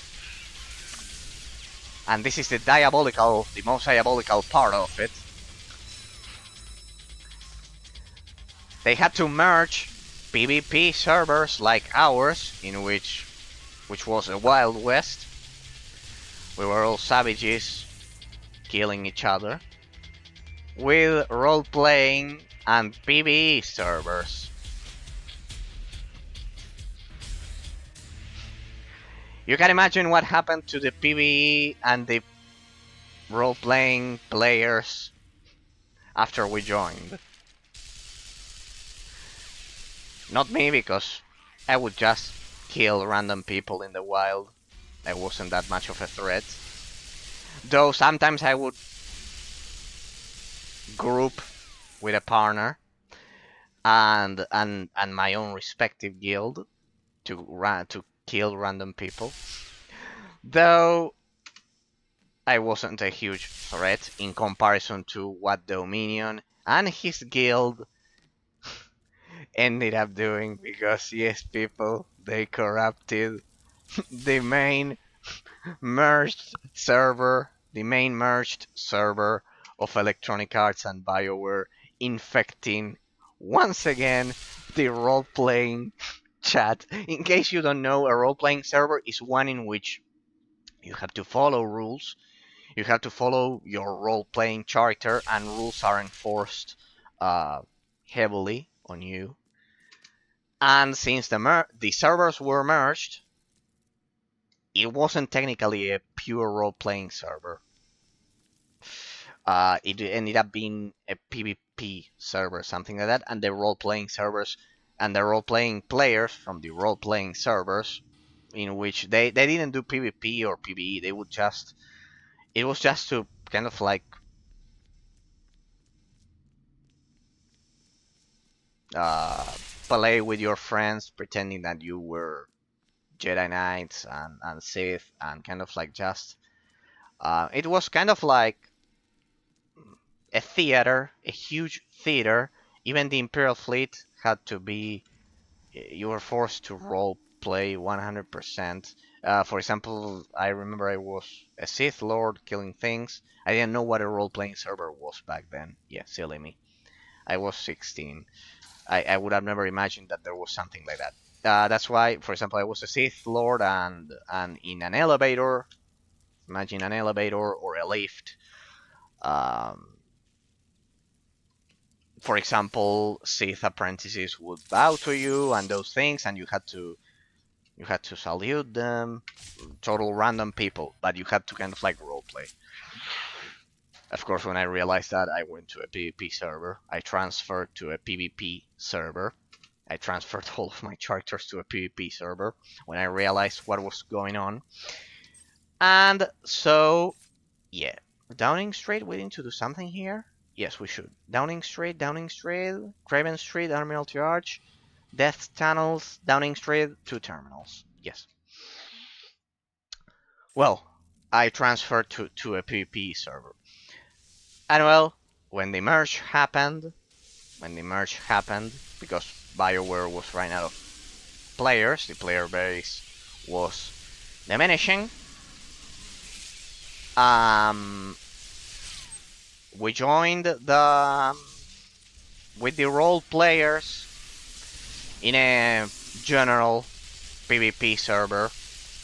The role playing servers ceased to exist, and it was a disaster. It was kind of like when the Europeans um, came here to the American continent, to the whole of came to America, to the US, to South America.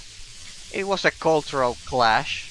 The cultural clash involved role-playing players um, getting killed by PvP players all the time. Um, we would kill them as trophies because there was an achievement called I Am Death Incarnate that was 50,000 PvP kills, kind of like in an open field. And well, we would endlessly kill them. You could get it by doing war zones, which were kind of like instance PvP zones. But yeah, pretty much we would kill them all the time, making their lives um, an endless suffering. And Dominion and his guild would infect the new merged server with the Thor preaching, so the main chat was infected and it affected a lot more of people, because imagine they were merging the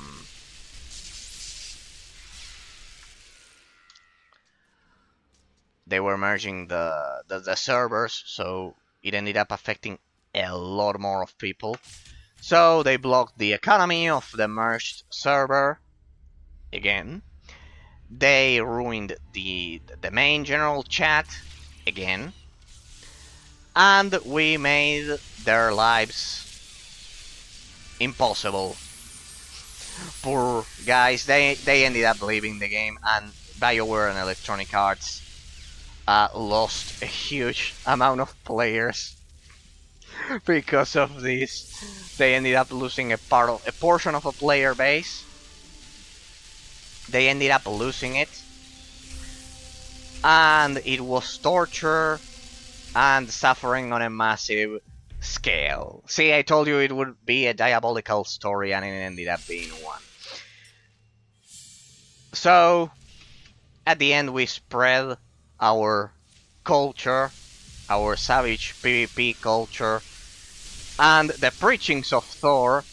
And, well, imagine that what I told you, that the role-playing players would use the general chat to roleplay in the role-playing server. And since I was in both servers, at the beginning I created a tune in the role-playing server, then when I realized what it was, I moved on to the PvP server.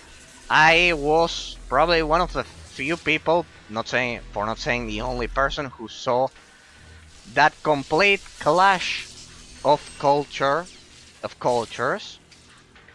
Um, and I knew the role playing players would not endure much time, and they ended up being extinguished pretty much. Just like in Total War games, it reminded me of Total War games. I also love the Total War series. When it says when a civilization ceases to exist, it would say this civilization is not. It will become nothing more than a foothold.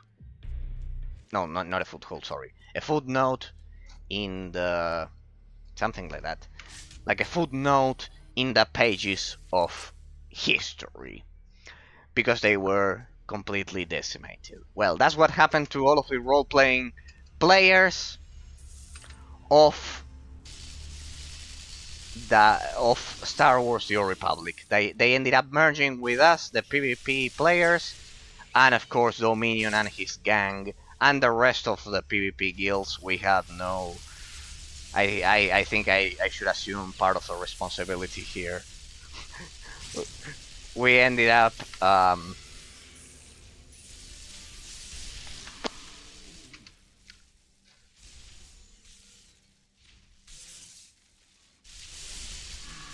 forcing them to leave the game altogether.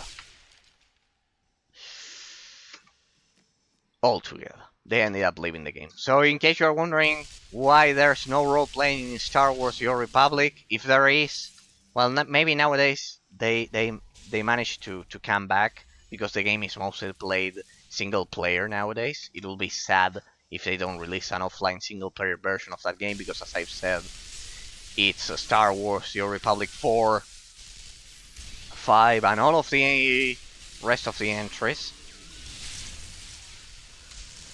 Um,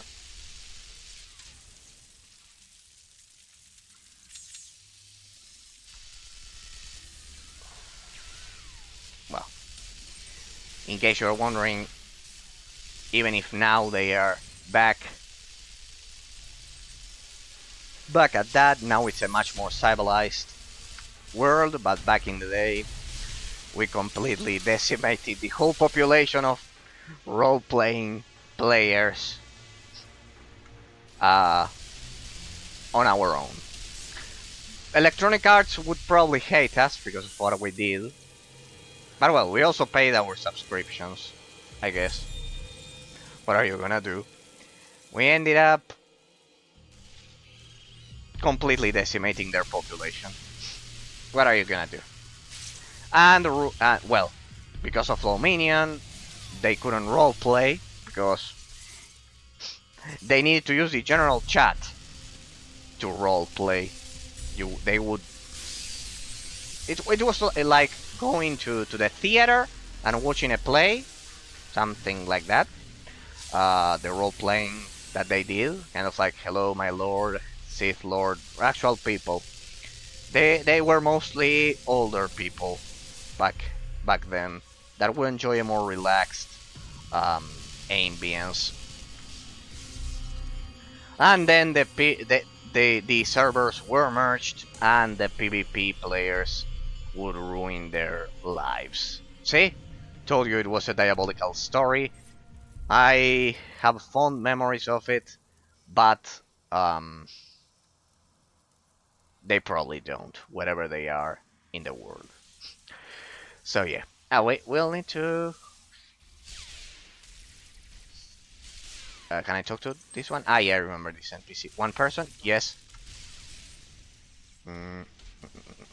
Yes, one person. I remember this. Hey, we get NPCs this time. I don't remember NPCs being here. Last time I did this in the vanilla version. Where are my drones, my bots, whatever, my drone, my bots, everything. Interesting. Well, they just killed my guy. Oh, interesting. We're getting killed here if I don't do something. One at a time, please. One at a time. Ah, the Vortex Goliaths. I remember these guys. I'll focus my fire on them. Ah, we have polyps as well. Dodge, dodge, dodge. If I don't dodge.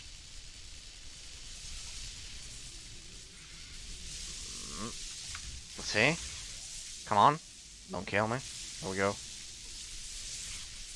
So many snipers. Shock Servant, well. And well.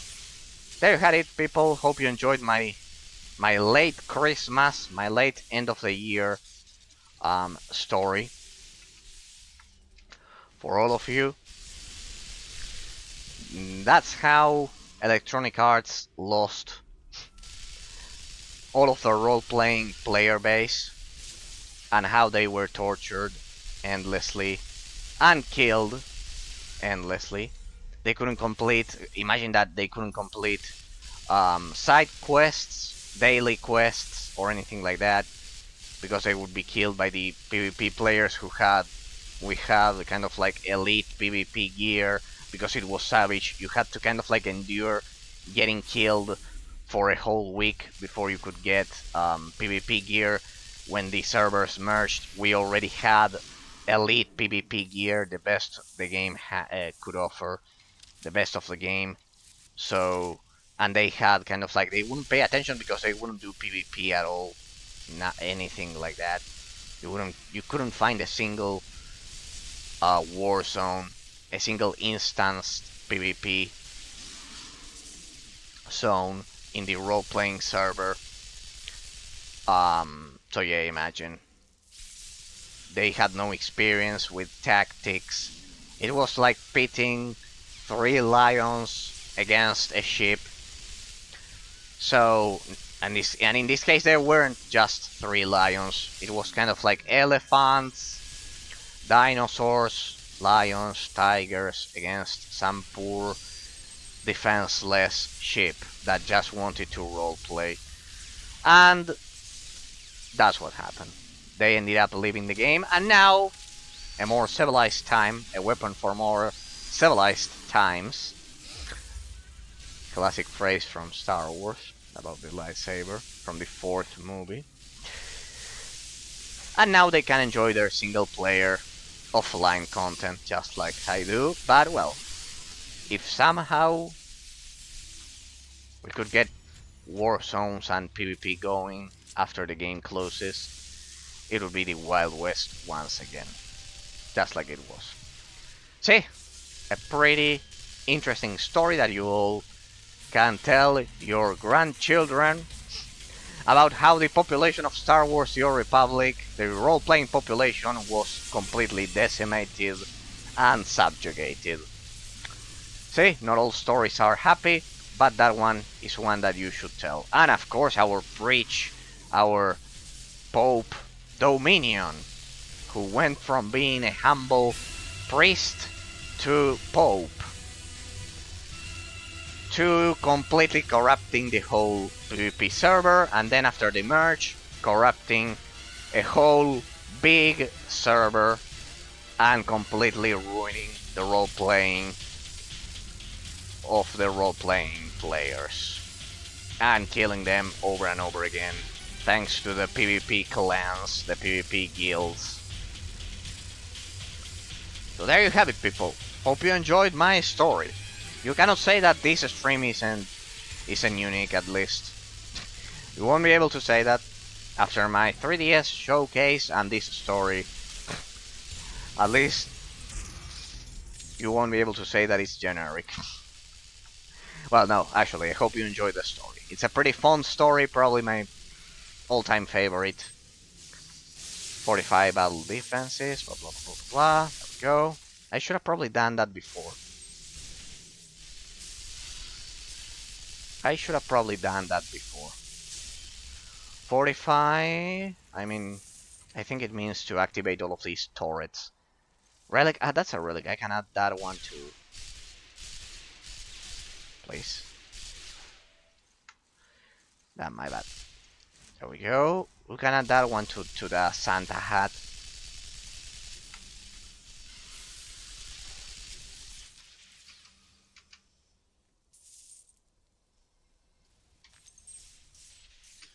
"45 battled and battled forces." Ah, there's more of them here. I don't know. That's the story, people. I hope you thoroughly enjoyed my story. That's how the role-playing player base of Star Wars The Old Republic was completely subjugated and their lives were made miserable. See, I told you it was a diabolical story. And at the end of the day, of course, our Pope Dominion ended up corrupting and completely ruining the whole general chat of the Imperial fleet. As I told you, the role-playing player base couldn't roleplay, the economy couldn't recover from that because he would block the whole general chat, and hey, what did I touch that it okay, that I healed the general chat. So the economy was completely ruined. The role-playing players ended up leaving the game. Electronic Arts lost their whole role-playing player base because they would get endlessly killed by the PvP guilds once the servers merged. And our Pope Dominion, he went from being a humble priest to a pope, and he completely ruined the role-playing of the role-playing player base. And he also ruined the economy, preaching about Thor, and the PvP player base would force the role-playing player base to completely turn off their lightsabers and leave the game 100%. So, what did you know? The role-playing population was completely decimated and subjugated, all by our Pope Dominion and the PvP guilds of Prophecy of the Five. So I hope you enjoyed my war story. I hope you enjoyed this stream. We're gonna leave it here for today. It's been almost 3 hours after all. As I've said at the beginning of the stream, you have the ultimate complete 3DS showcase. You won't find any other showcase on the internet similar to mine, because I covered from LCD, from calculators basically, to the 3DS, all the way to the 3DS. So 5 generations. I've already watched a lot of those showcases, and none of them come even close to the 6 hours Ciao. that we recorded here in the first stream of the year. Right, so that's basically the idea.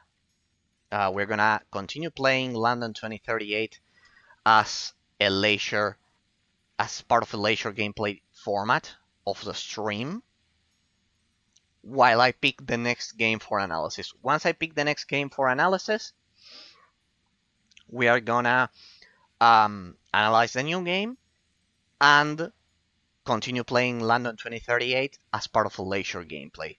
Of course, I've already analyzed the game.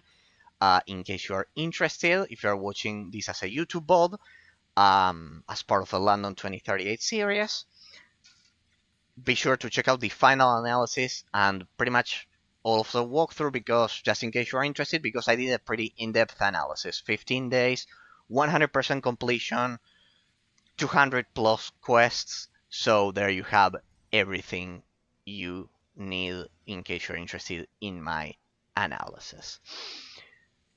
As for the rest, I hope you enjoyed my Christmas story, my late Christmas story. Once again, thanks Sayona for being here. From the bottom of my heart, if you're watching this. And thanks, of course, for the Santa hat. I'll use it in this season, though it's for Christmas and end of the year, they are already over. But um, at this point, I'm gonna use it because it's summer holidays where I live, so we're gonna use this hat until we reach Stonehenge and Abyss. The idea, remember, here is to reach Stonehenge and Abyss. So once we do that, we'll get to the extra restored content that we have to explore here um, in Hellgate in London 2038. Right, people? So hope you had some amazing holidays, because um, we have a lot to cover on the channel this year 2023. If the YouTube board, as I stated over there, just some details, if the YouTube board gets enough attention, enough love, I will do the same for the updated 2023 PC um, collection showcase. Pretty much the same. I'll go over all of the games that you see here, and we'll do the same for PS Vita, right? So if the video gets enough attention, we will actually do the same for this, for the PC version, and the and PS Vita, and much more. So, ladies and gentlemen, I hope you enjoyed the gameplay today. This will be a series of chill leisure gameplay streams. I won't be analyzing games actually until we in this part of the format. In the other section, once I pick the next game for analysis, we'll get to it. But well, I think those were all of the things that I wanted to cover. The 3DS showcase, my Christmas and end of the year story. Well, in this case, it was late because it's summer holidays where I live. So, well, so the Christmas story and the late Christmas story. And, well, of course, always thanks Sayona from the bottom of my heart. I almost forgot. Thanks, I knew I was forgetting about something. Thanks to the 14th um, subscriber of the YouTube channel, also from the bottom of my heart. I thanked you when I finished the 3DS showcase, actually, so you had a special mention there. But thanks from the bottom of my heart. Um, You were the 14th subscriber of the YouTube channel. Of course, always thanks to the 16th followers instead of subscribers here over at Twitch. And we will continue showcasing London 2038 while I pick the next game for analysis. And as I've said, if the 3DS video gets enough love, if it gets enough attention, if it gets enough views, likes, and everything, um, I'll do the same for PS Vita and PC. The thing is that you must understand it took me, it takes it takes a lot of time to actually record the footage for those things. So, for those showcases. So, uh, if I'm gonna do it, it needs to actually be important and well received because it takes a lot of time. I simply don't have enough time to do that. So, thanks from the bottom of my heart, ladies and gentlemen. See you all next time. We'll continue the leisure gameplay of Hellgate of London 2038, and we'll pick the next game for analysis in a couple of weeks. So we begin 2023 with the showcase and this. Hope you all enjoyed yourselves. Hope you enjoyed my diabolical story about the Imperial fleet and how the role-playing population got decimated. And see you all next time. Have a great week. Bye bye. There's a 5-second delay, so there you have it. All right. Bye bye.